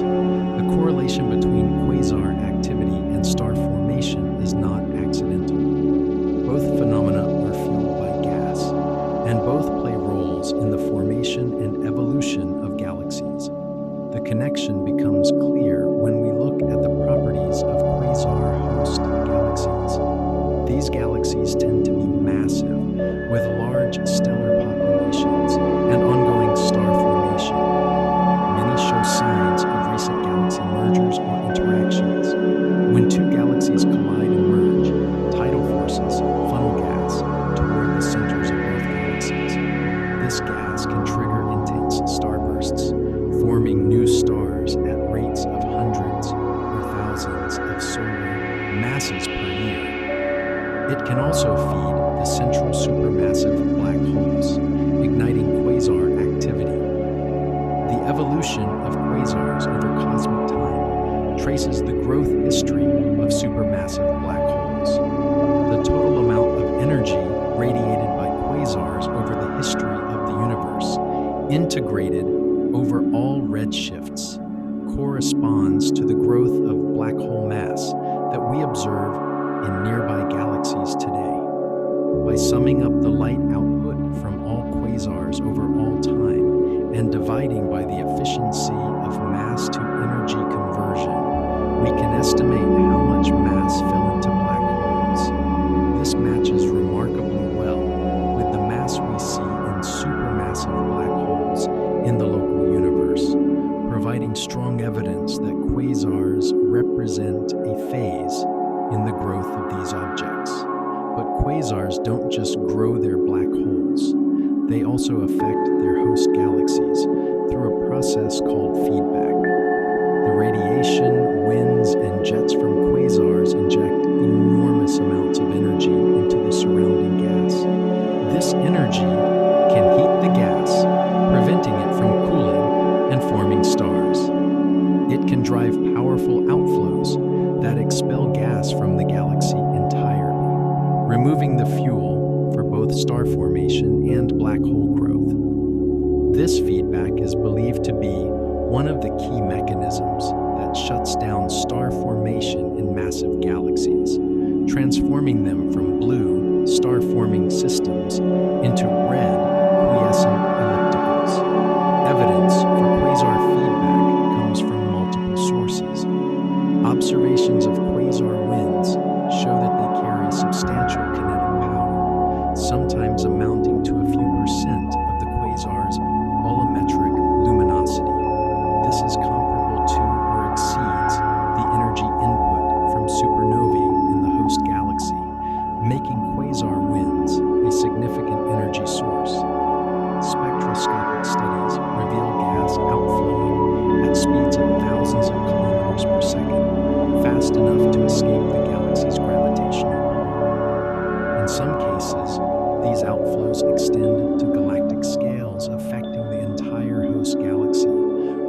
than just the immediate vicinity of the black hole. Particularly striking are observations of extremely red quasars, objects heavily obscured by dust but visible in infrared wavelengths. These sources often show the most powerful outflows, with masses of gas being expelled at rates comparable to the star formation rate. Theoretical models and observational patterns suggest these obscured, wind-dominated quasars could represent a transitional phase in galaxy evolution, when feedback is actively quenching star formation and transforming the galaxy from a gas-rich, star-forming system into a gas-poor, quiescent one. The timing and properties of these objects align well with what we'd expect if they're caught in the act of this transformation. The relationship between supermassive black holes and their host galaxies manifests in several correlations observed in the local universe. The most famous is the M-sigma relation, which links black hole mass to the velocity dispersion of stars in the host galaxy's bulge. More massive black holes reside in galaxies with higher stellar velocity dispersions, which correspond to deeper gravitational potential wells. This tight correlation suggests that black hole growth and galaxy growth are intimately connected, likely through feedback mechanisms that self-regulate both processes. What we observe could imply a fundamental coupling between these two components of galaxies, though the precise physical mechanisms remain an active area of research. Another correlation links black hole mass to the total mass of the host galaxy's spheroid component. Again, more massive black holes live in more massive galaxies. These correlations hold across several orders of magnitude in black hole mass, from millions to tens of billions of solar masses, and they appear to evolve only slowly with redshift. The correlations established at high redshift during the quasar epoch seem to persist to the present day. Computer simulations of galaxy formation now routinely include prescriptions for black hole growth and AGN feedback. Without feedback, simulated galaxies tend to form too many stars and become too massive compared to observations. Including energetic feedback from black hole accretion helps produce galaxy populations that match what we observe. Based on these computational models, we can infer that quasars played a crucial role in shaping the galaxy population we see today, particularly for the most massive systems. The agreement between simulations and observations suggests our basic understanding of these processes is on the right track, though many details remain to be worked out. As the universe aged and the gas supply dwindled, quasars became less common. The decline in quasar activity after redshift 2 to 3 parallels the decline in cosmic star formation rate. Without mergers to funnel gas inward, and without abundant gas reservoirs to fuel accretion, black holes enter a quieter phase. Today's universe contains many dormant supermassive black holes, relics of the Quasar epoch, sitting in the centers of galaxies with little to consume. But quasar activity hasn't ended entirely. Occasional gas-rich mergers still occur, particularly in dense galaxy clusters. The Milky Way's central black hole occasionally flickers as stars or gas clouds wander too close, and in a few billion years, when the Milky Way and Andromeda galaxies collide, the merger may trigger renewed black hole growth, and perhaps a brief quasar phase, repeating a cycle that was common in the early universe. The quasar epoch was a time of cosmic fireworks, when galaxies grew, black holes fell, and the large-scale structure of the universe was established. Understanding this epoch helps us understand how the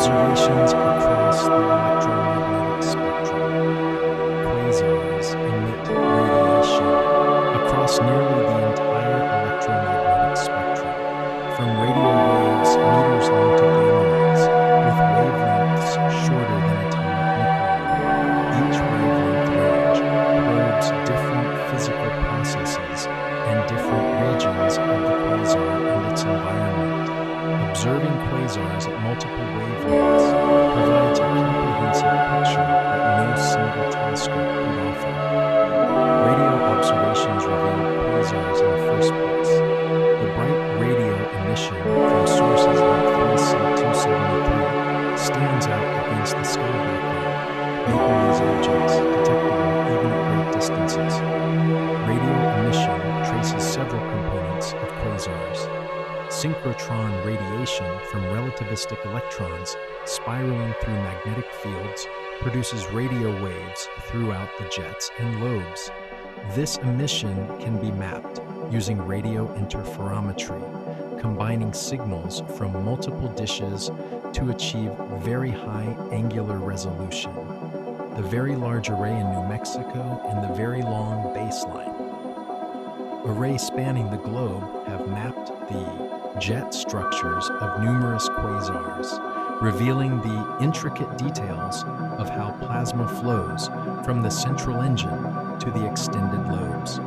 Radio observations also detect the 21 centimeter line of neutral hydrogen, both in the quasar's host galaxy and in intervening systems along the line of sight. Studies of absorption and emission in this line probe the distribution and motion of cold atomic gas. Molecular emission lines, particularly from carbon monoxide, trace the coldest, densest gas where stars form. Radio observations of molecules in quasar host galaxies reveal the fuel reservoir available for both star formation and black hole accretion.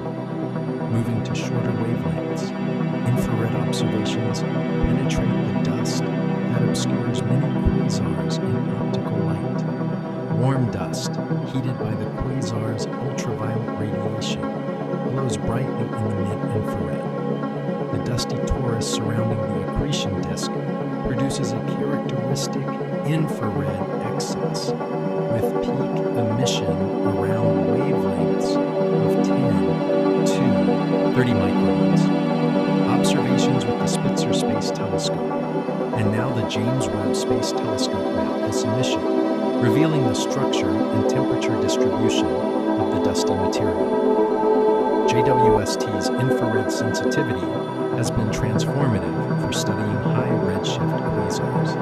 At redshift 7 or 8, the ultraviolet and optical light from the quasar is redshifted into the near and mid-infrared, right in JWST's sweet spot.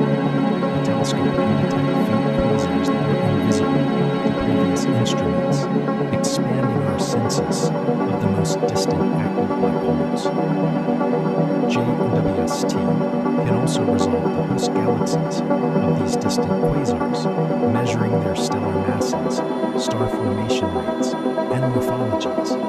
These observations reveal that some early quasars reside in surprisingly small, compact galaxies, while others sit in massive systems with well-developed structure. Optical observations capture the rest-free ultraviolet and optical emission from quasars, which includes the accretion disk's thermal radiation and the broad emission lines from fast-moving gas clouds. Spectroscopy and optical wavelengths has been the workhorse of quasar science since Schmidt's discovery. Measuring emission line widths and shifts allows astronomers to estimate black hole masses using the virial method.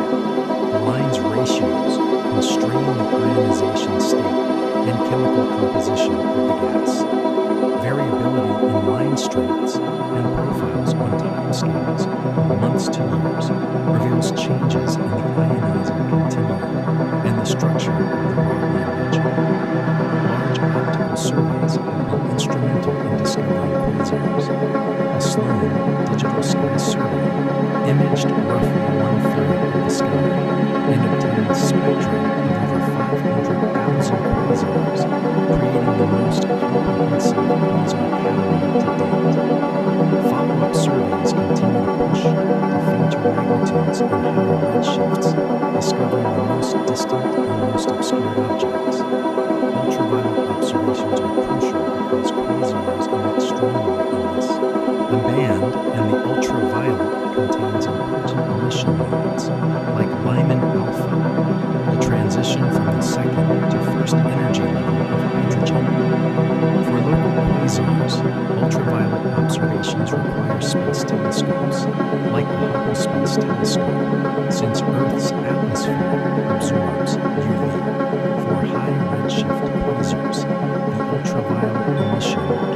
shifted into optical wavelengths, making it accessible to ground-based telescopes. The Galaxy Evolution Explorer Space Telescope mapped the UV emission from thousands of quasars, studying their spectral energy distributions and variability. X-ray observations probe the hottest regions near the black hole.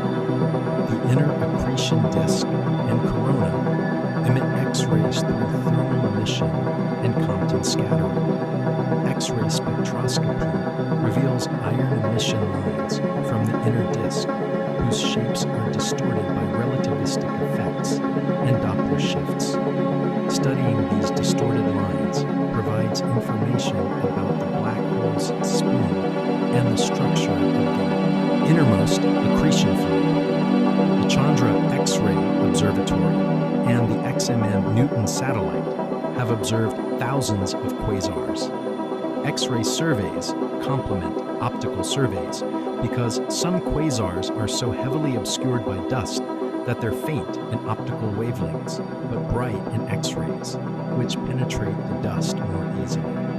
These obscured quasars may represent an early evolutionary phase when the black hole is growing rapidly behind a veil of dusty gas. X-ray observations also detect quasar winds through absorption lines from highly ionized species like oxygen and iron. The ionization states and velocities of these absorbers constrain the wind's location, density, and energetics. Some winds show evidence of multiple velocity components, suggesting a stratified outflow structure.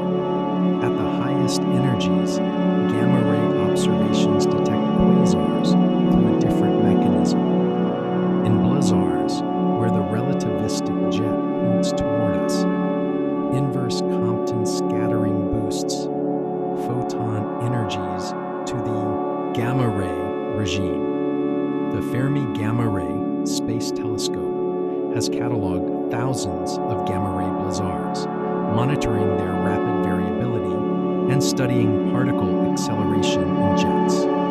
Some blazars vary on timescales of hours, constraining the size of the emission region to light hours across. Very high-energy gamma-ray telescopes like Veritas, HESS, and MAGIC detect photons with energies exceeding billions of electron volts, probing the most extreme acceleration processes in blazar jets. These observations constrain the magnetic field strengths, electron energies, and Doppler factors in the jets. Gravitational lensing offers another powerful tool for studying quasars.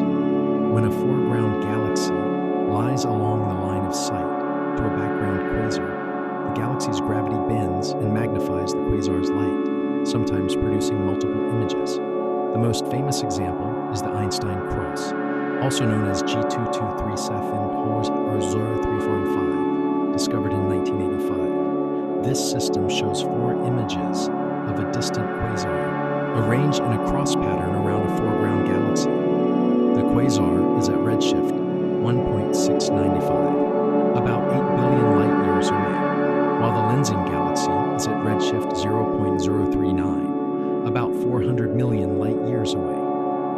Gravitational lensing serves multiple purposes. The brightness and positions of the multiple images allow astronomers to measure the mass distribution of the lensing galaxy, including dark matter. Time delays between the images caused by the different path lengths and gravitational potentials the light traverses can be used to measure the Hubble constant and test cosmological models. Microlensing by individual stars in the lensing galaxy causes the quasar images to brighten and dim over time, probing the structure of the quasar on scales smaller than can be resolved directly. Studies of lensed quasars have measured the sizes of accretion disks using microlensing variability. As stars in the lensing galaxy move, they pass in front of different parts of the quasar, magnifying first one region, then another. By monitoring how the quasar's brightness in different wavelength bands varies with time, astronomers can map the size of the emission region at each wavelength. These studies confirm that the inner, hotter parts of the disk are smaller than the outer, cooler parts, consistent with standard disk models. Combining observations across all wavelengths builds a comprehensive spectral energy distribution from radio to gamma rays. Different quasars show different SEDs, depending on factors like black hole mass, accretion rate, jet power, viewing angle, and obscuration. Radio-loud quasars show strong radio and gamma ray emission from jets. Radio-quiet quasars lack these components, but show strong thermal emission from the disk in the optical and ultraviolet. Obscured quasars are faint in the ultraviolet and optical, but bright in the infrared and X-rays. Modeling these SEDs requires accounting for multiple emission components: thermal disk emission, scattered, and reprocessed radiation from the dusty torus and broad line region, synchrotron emission from jets, and Compton-scattered high-energy radiation. Sophisticated codes fit the observed SEDs to constrain the physical parameters of each component, providing estimates of disk temperature, dust covering factor, jet power, and other properties. This multi-wavelength approach has revealed the diversity of the quasar population and connected quasars to other classes of active galactic nuclei. The unified model of AGN proposes that radio-quiet quasars, Seyfert galaxies, and radio-loud quasars, radio galaxies, and blazars, are all the same type of object viewed from different angles and at different evolutionary stages. A face-on quasar appears as a blazar if it's radio loud. An edge-on quasar, where the torus blocks our direct view of the disk, appears as a Type 2 AGN with narrow emission lines, but no broad lines. This unification scheme explains much of the observational diversity through geometry rather than requiring fundamentally different objects. Individual famous quasars. Among the hundreds of thousands of known quasars, a few stand out for their exceptional properties, their historical importance, or the insights they have provided into quasar physics. 3C273, the first quasar identified, remains one of the brightest and most studied. At apparent magnitude 12.9, it's the brightest quasar in the sky, accessible to amateur astronomers with medium-sized telescopes. Its redshift of 0.158 corresponds to a distance of about 2.4 billion light-years. The quasar has a prominent jet extending about 20 arcseconds, or about 150,000 light-years, at the quasar's distance. This jet glows in optical light, radio waves, and X-rays, making it an excellent laboratory for studying jet physics. Over decades of monitoring, 3C273 shows variability in brightness across all wavelengths, with variations on timescales from days to years. The rapid variability constrains the size of the emission region and reveals the dynamics of the accretion flow and jet. The black hole at the center of 3C273 has an estimated mass of about 900 million suns, and it's accreting at roughly 10% of the Eddington rate. For many years, 3C273 held records for the most distant quasar known, but more powerful telescopes pushed the frontier to ever higher redshifts. By the 1980s, quasars beyond redshift 3 were being discovered. By the early 2000s, the record exceeded redshift 6, reaching back to the era less than a billion years after the Big Bang. In 2021, a quasar designated J0313, 1806, set a new distance record with a redshift of 7.64, corresponding to just 670 million years after the Big Bang. This quasar hosts a supermassive black hole with an estimated mass mass of 1.6 billion suns. The existence of such a massive black hole so early in cosmic history challenges models of black hole formation and growth. Even with the most optimistic assumptions about accretion rates and seeding masses, it's difficult to grow a billion solar mass black hole in less than 700 million years. From what we understand about black hole growth, this could imply that either the seed black holes were much more massive than typically assumed, or that accretion proceeded at super Eddington rates, or both. These discoveries are pushing theorists to reconsider the mechanisms of early black hole formation. JWST has since identified even earlier candidates, with some sources possibly at redshifts approaching 10, though spectroscopic confirmation is still pending for some of these. The telescope has also revealed a population of compact red objects at high redshift that may be heavily obscured quasars in an early growth phase. These little red dots are challenging to interpret, but could represent a key transitional stage in black hole and galaxy evolution. The Einstein cross G2237 Quasars 305 mentioned earlier is one of the best examples of gravitational lensing. The four images of the quasar vary in brightness over time due to microlensing by stars in the foreground galaxy. Monitoring these variations has allowed detailed studies of the quasar's structure and has constrained the mass distribution in the lensing galaxy.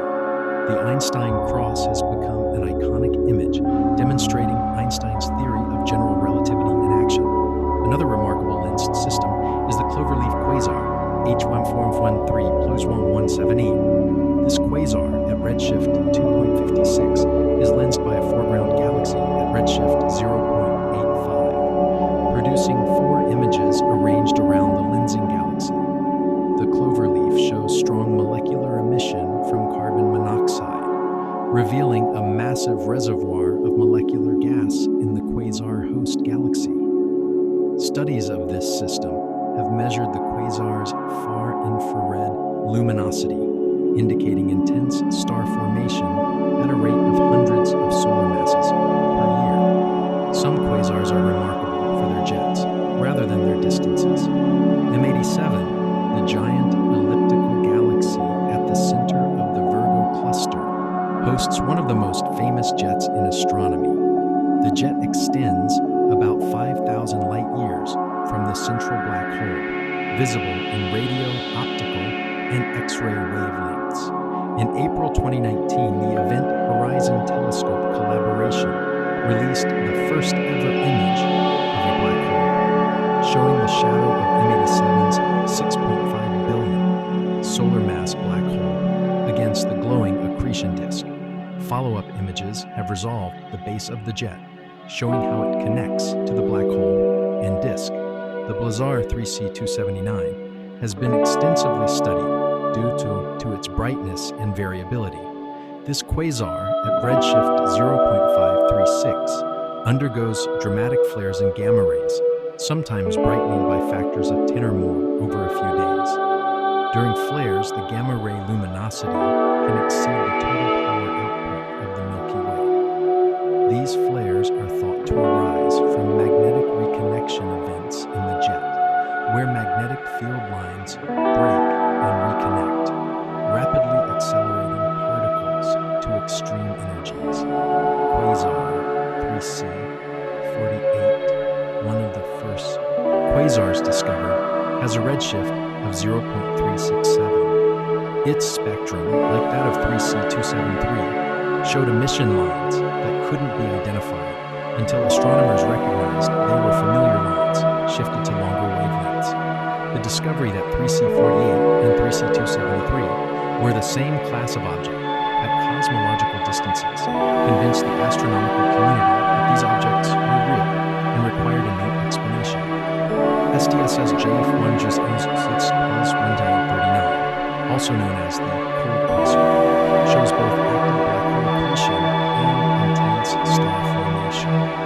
Despite the quasar's powerful radiation, the host galaxy contains cold molecular gas and is forming stars at hundreds of solar masses per year.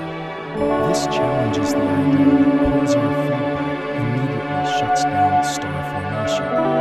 Instead, it suggests a more complex interplay, where feedback and star formation can coexist, at least temporarily. PG 121111.143 is one of the few quasars where astronomers have detected winds traveling at a significant fraction of the speed of light. Observations with the Suzaku and NuSTAR X-ray telescopes revealed absorption lines shifted by relativistic velocities, indicating gas moving at about 15 to 20% of light speed.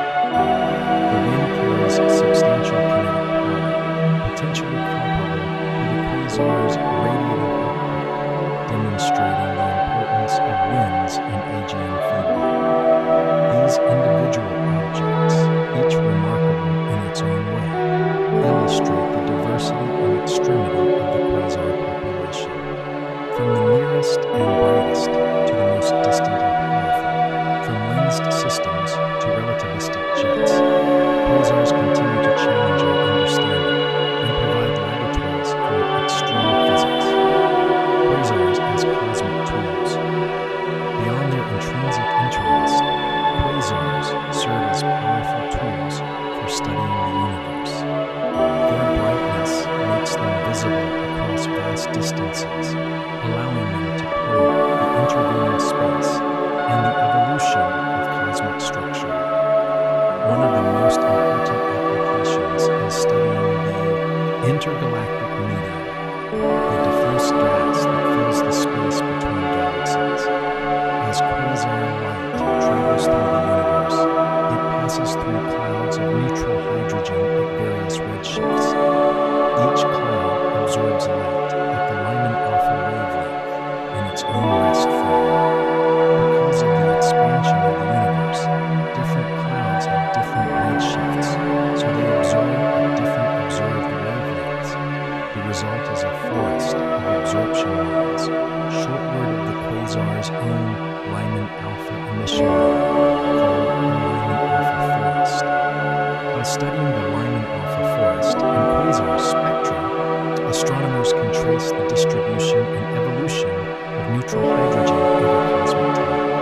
Statistical analyses of thousands of quasar spectra reveal how the intergalactic medium has evolved as the universe expanded and as galaxies formed and enriched the gas with heavy elements.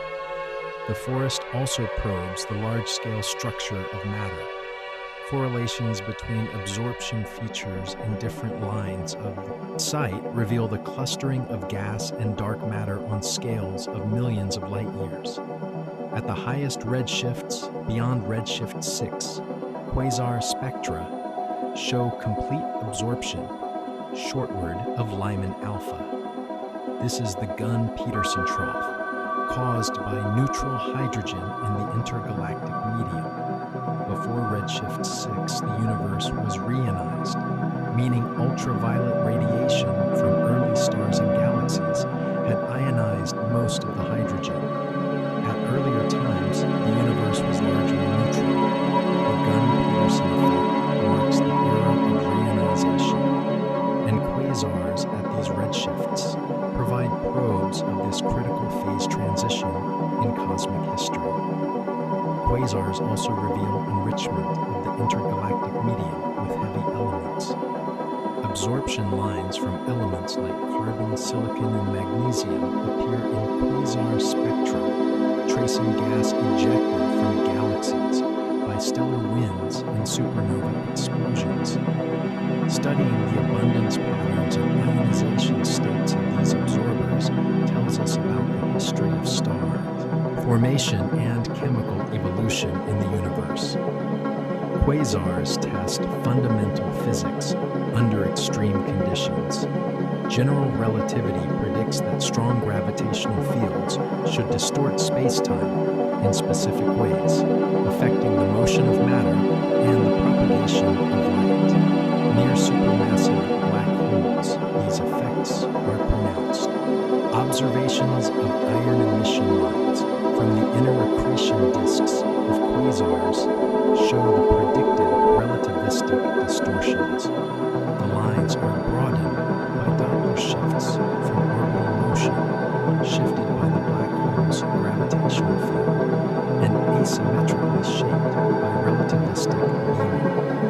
Detailed modeling of these line profiles constrains the black hole's mass and spin, testing relativity in the strong field regime. Variability studies of lensed quasars, combined with measurements of time delays between images, provide an independent measurement of the Hubble constant, a parameter describing the universe's current expansion rate. Different methods for measuring the Hubble constant have yielded somewhat discrepant values in recent years, leading to a Hubble tension that may indicate new physics. Lensed quasars offer an avenue for resolving this tension by providing a geometric measurement that doesn't rely on the cosmic distance ladder. Quasars also constrain cosmological models through their evolution over time. The quasar luminosity function, describing how many quasars of different brightnesses exist at different redshifts, depends on the formation and growth of supermassive black holes, which in turn depends on the assembly of dark matter halos and the availability of gas. Comparing predicted luminosity functions from cosmological simulations to observed functions tests our understanding of structure formation and galaxy evolution. Looking to the future, upcoming telescopes and surveys will expand quasar science in multiple directions. The Very Logan Observatory, currently under construction in Chile, will conduct a 10-year survey imaging the entire southern sky every few nights. This legacy survey of space and time will discover millions of quasars, including rare and unusual objects like extremely massive black holes, highly variable sources, and gravitationally lensed systems. The European Space Agency's Euclid mission, launched in July 2023, is mapping large-scale structure and will discover numerous quasars as part of its spectroscopic surveys. The spectroscopy will provide redshifts and classifications for millions of sources, building the largest quasar catalog yet assembled. The Square Kilometer Array, a next-generation radio interferometer under construction in South Africa and Australia, will eventually survey the radio sky with unprecedented sensitivity and resolution. SKA will detect millions of radio galaxies and quasars, tracing the evolution of jets and studying the magnetic field structures in these objects.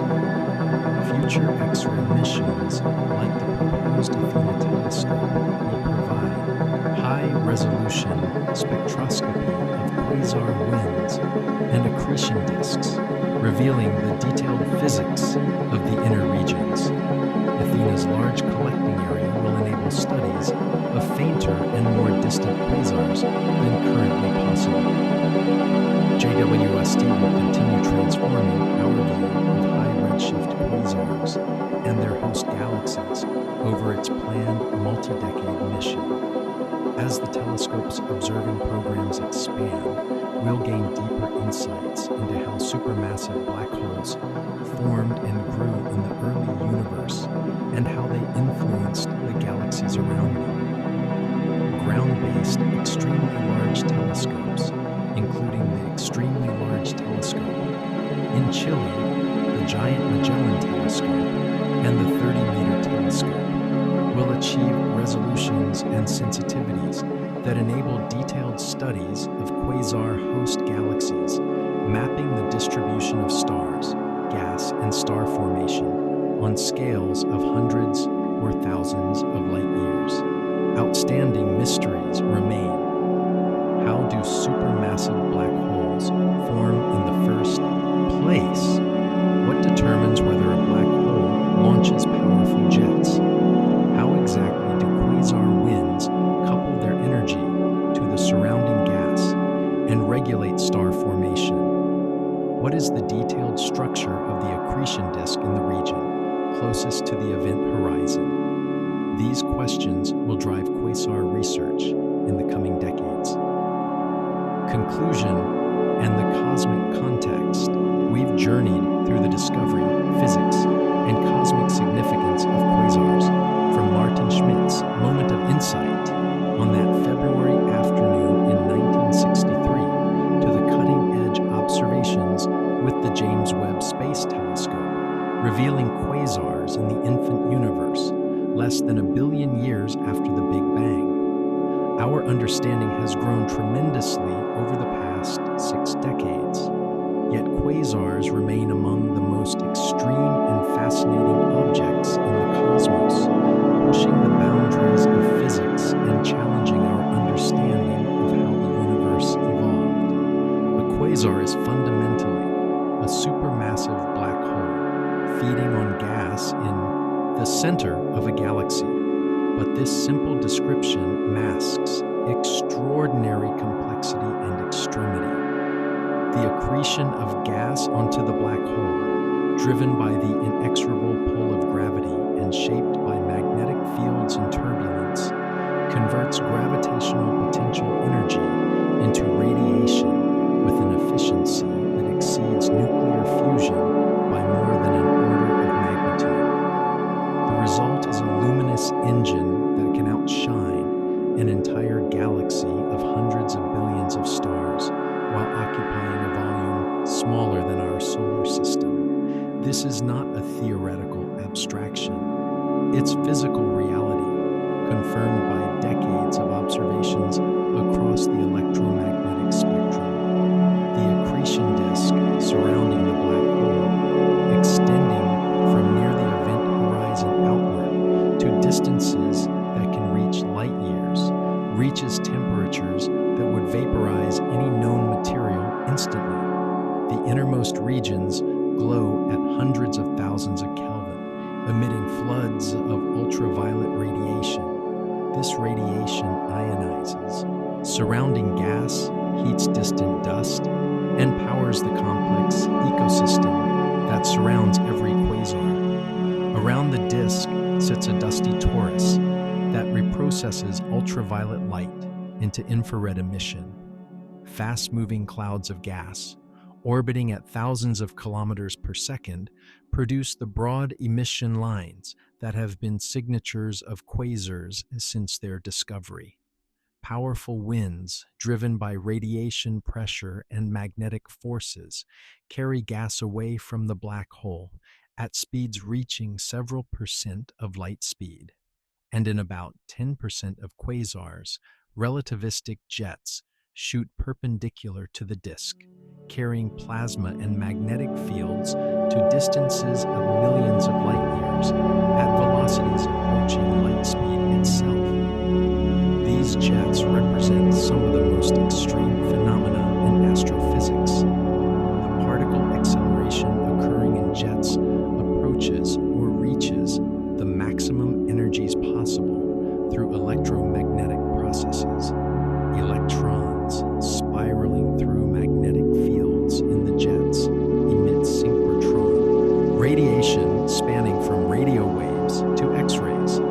Photons scattered by ultra-relativistic electrons get boosted to gamma-ray energies. The combined output can exceed the total luminosity of the accretion disk, making some radio-loud quasars the most luminous objects in their cosmic neighborhoods. When viewed nearly along the jet axis, the relativistic beaming effect concentrates the emission into a narrow cone, creating blazars that appear extraordinarily bright and that vary dramatically over timescales as short as hours. The study of blazars provides unique insights into particle acceleration, relativistic plasma physics, and the role of magnetic fields in extreme environments. But jets are only part of the story. Even radio-quiet quasars, which constitute 90% of the population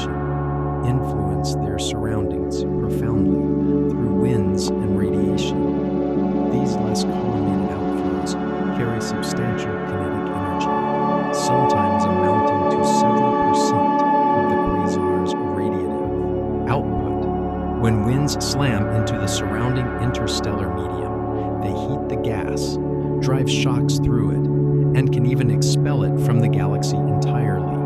This AGN feedback, operating at the peak of the quasar epoch about 10 to 11 billion years ago, is thought to have played a crucial role in shaping the galaxy population we observe today. The evidence for this role comes from multiple directions. Massive galaxies in the local universe are predominantly red and quiescent, having stopped forming stars billions of years ago. Their colors and spectra indicate stellar populations dominated by old stars with little recent star formation. Yet simulations of galaxy formation that don't include AGN feedback produce galaxies that are too massive and too blue, continuing to form stars far longer than observations indicate. Adding prescriptions for quasar winds and jets solves this overcooling problem. The feedback heats gas, preventing it from cooling and condensing into stars. It expels gas from galaxies, removing the fuel for future star formation. The result is that massive galaxies transition from blue, star-forming systems to red, quiescent ones, matching observations. The correlations between supermassive black hole mass and galaxy properties provide additional evidence for this co-evolution. The M-sigma relation, linking black hole mass to the velocity dispersion of stars in the galactic bulge, holds across several orders of magnitude in black hole mass and appears to evolve only slowly with redshift. This tight correlation suggests that black hole growth and galaxy growth are intimately connected, regulated by feedback processes that balance both. When a quasar becomes too luminous, its feedback shuts down both star formation and further gas accretion, causing both the galaxy and the black hole to stop growing. The system self-regulates, producing the observed correlations. Quasars were far more common in the past than they are today. The number density of luminous quasars increases by roughly a factor of 1,000 as we look back from the present to redshift 2 to 3, corresponding to the universe at an age of 2 to 3 billion years. This quasar epoch coincides with the era of peak star formation in cosmic history. Both phenomena are driven by the availability of cold gas that can fuel black hole, accretion, and star formation. Galaxy mergers were more common in the younger, denser universe, and mergers funnel gas toward galactic centers, triggering both starbursts and quasar activity. As the universe aged and expanded, the gas supply dwindled, mergers became less frequent, and quasar activity declined. Today's universe contains many dormant, supermassive black holes, relics of past quasar activity, sitting quietly in galaxy centers with little to feed on. Yet even in the very early universe, astonishingly massive black holes existed. The discovery of quasars at redshifts beyond 7, powered by black holes containing hundreds of millions to billions of solar masses when the universe was less than 800 million years old, poses one of the outstanding puzzles in astrophysics. Standard models of black hole growth, starting from stellar mass seeds formed by the first stars, struggle to produce such massive black holes so quickly. This has driven the exploration of alternative formation mechanisms, direct collapse of massive gas clouds into intermediate mass black holes, supermassive dark stars that collapse to massive black holes after dark matter fuel is exhausted, or primordial black holes formed in the first moments after the Big Bang.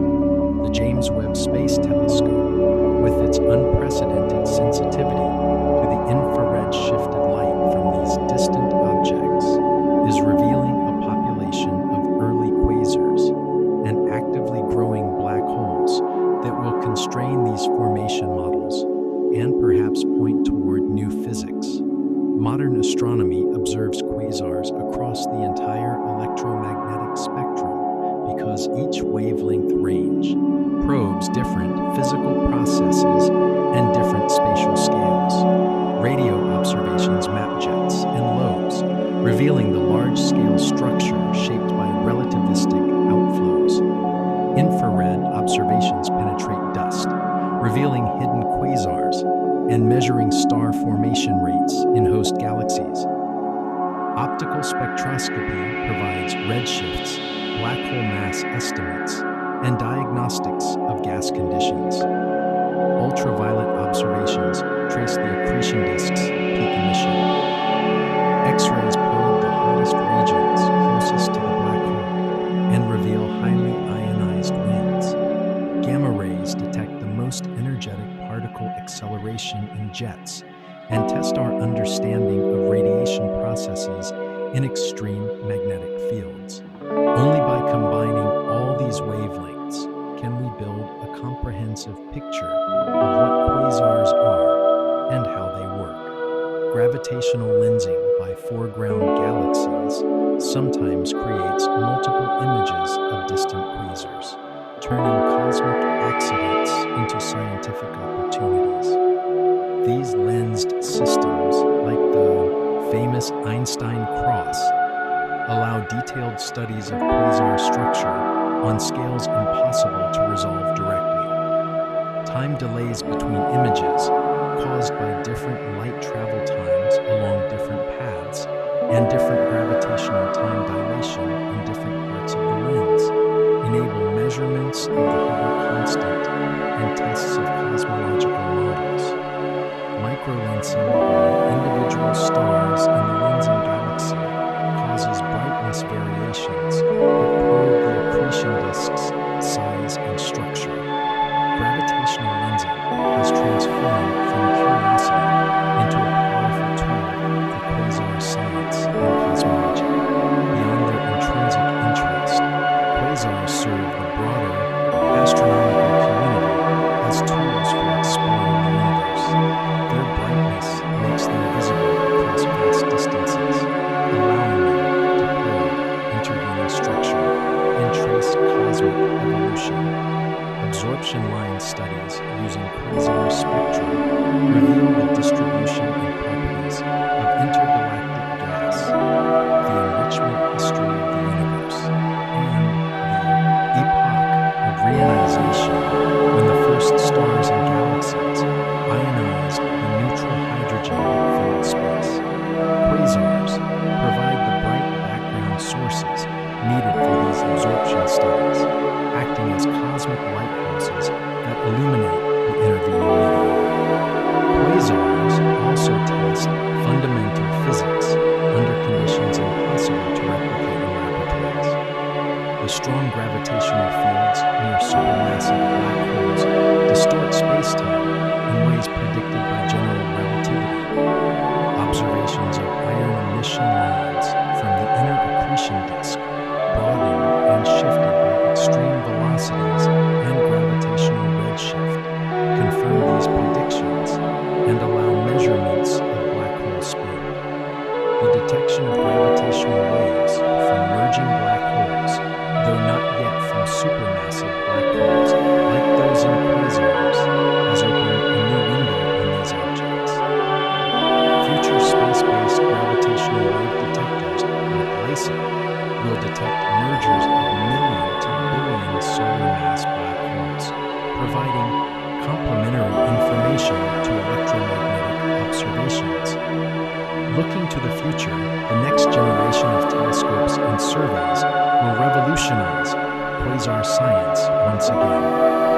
The Vera Rubin Observatory's Legacy Survey of Space and Time will discover millions of quasars, including the rarest and most extreme examples. The survey's time domain capabilities will catch quasars during unusual states,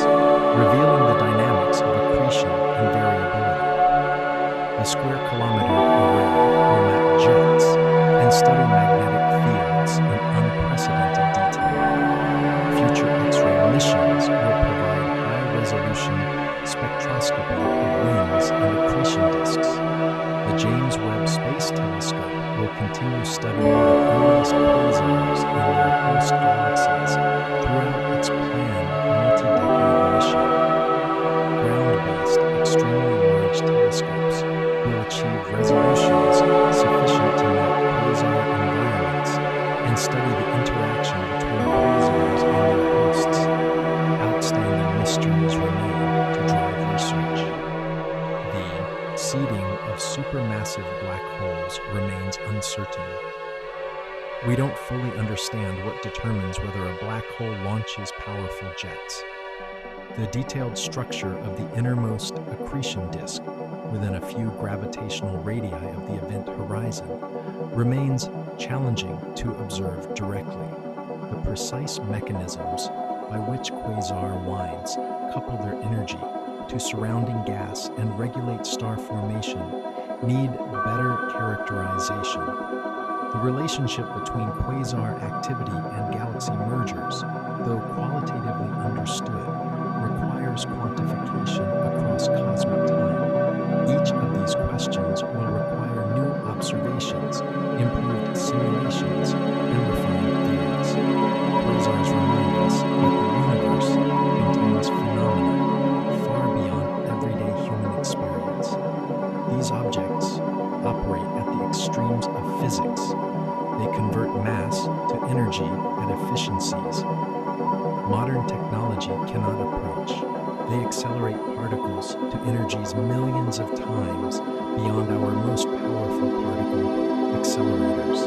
They emit more light than hundreds of billions of stars from regions smaller than the distance between our sun and the nearest neighboring stars. They demonstrate that gravity, electromagnetism, and the fundamental forces of nature can combine to create the most luminous, steady sources in existence. They show us that the universe, when pushed to extremes, behaves in spectacular ways. The study of quasars is also the study of connections. We've learned that black holes don't grow in isolation. They co-evolve with their host galaxies through feedback processes that regulate both stellar and black hole mass. We've learned that the bright quasar phase represents a crucial epoch in galaxy evolution, when feedback shapes galaxy properties and establishes the correlations we observe today. We've learned that quasars, despite being compact objects, influence their surroundings on scales of millions of light years through jets and moons. We've learned that understanding quasars requires understanding accretion physics, relativistic plasma dynamics, magnetic field amplification, galaxy formation, cosmology, and general relativity. Quasars sit at the intersection of multiple fields in astrophysics. From Martin Schmidt's lonely moment of realization in his Caltech office in 1963, when he recognized that the strange spectrum of 3C273 could be explained as redshifted hydrogen lines placing the object billions of light years away, to today's sophisticated multi-wavelength observing campaigns involving space telescopes and ground observatories around the world. Quasar science has revealed one of the universe's most spectacular phenomena. Schmidt's discovery opened a new chapter in astronomy. It showed that the universe contains objects of unimaginable power at incomprehensible distances. It revealed that we were seeing back to early cosmic epochs when the universe was very different from today. It motivated decades of theoretical work to understand how such objects could exist and what powered them. Today we understand quasars as phases in the lives of galaxies, periods when supermassive black holes feed voraciously on surrounding gas and blaze with the light of hundreds of billions of stars. We understand that this phase was common in the younger universe, but has largely ended today as gas supplies were exhausted. We understand that the energy released during this phase shaped galaxies, regulated star formation, and helped create the universe we inhabit. Quasars are not just exotic curiosities. They're integral parts of cosmic history, crucial actors in the story of how structure formed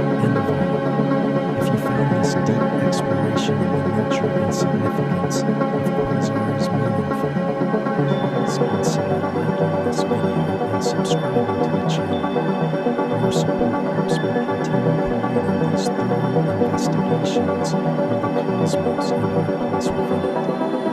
These explorations take substantial time to research and present, and your engagement makes them possible. Until next time, keep looking up at the night sky and keep wondering about what lies beyond the darkness between the stars. Keep marveling at the fact that we, conscious beings on a small planet orbiting an ordinary star, can understand objects so distant and so powerful. Keep appreciating that human curiosity and ingenuity have revealed cosmic beacons shining across billions of years, powered by black holes millions to billions of times more massive than our sun. The universe is vast, ancient, and filled with wonders. Among the most wondrous are the brilliant beacons we call quasars, objects that teach us about gravity, energy, evolution, and the fundamental nature of reality itself. Sleep well tonight, knowing that across the observable universe, supermassive black holes continue their cosmic dance. They accrete matter from swirling disks. They release energy that outshines galaxies. They launch jets that span millions of light years. They shape the galaxies around them through feedback and influence. They reveal the fundamental physics that governs our cosmos. The quasar epoch may have passed its peak billions of years ago, when the universe was younger and richer in gas, but its legacy remains.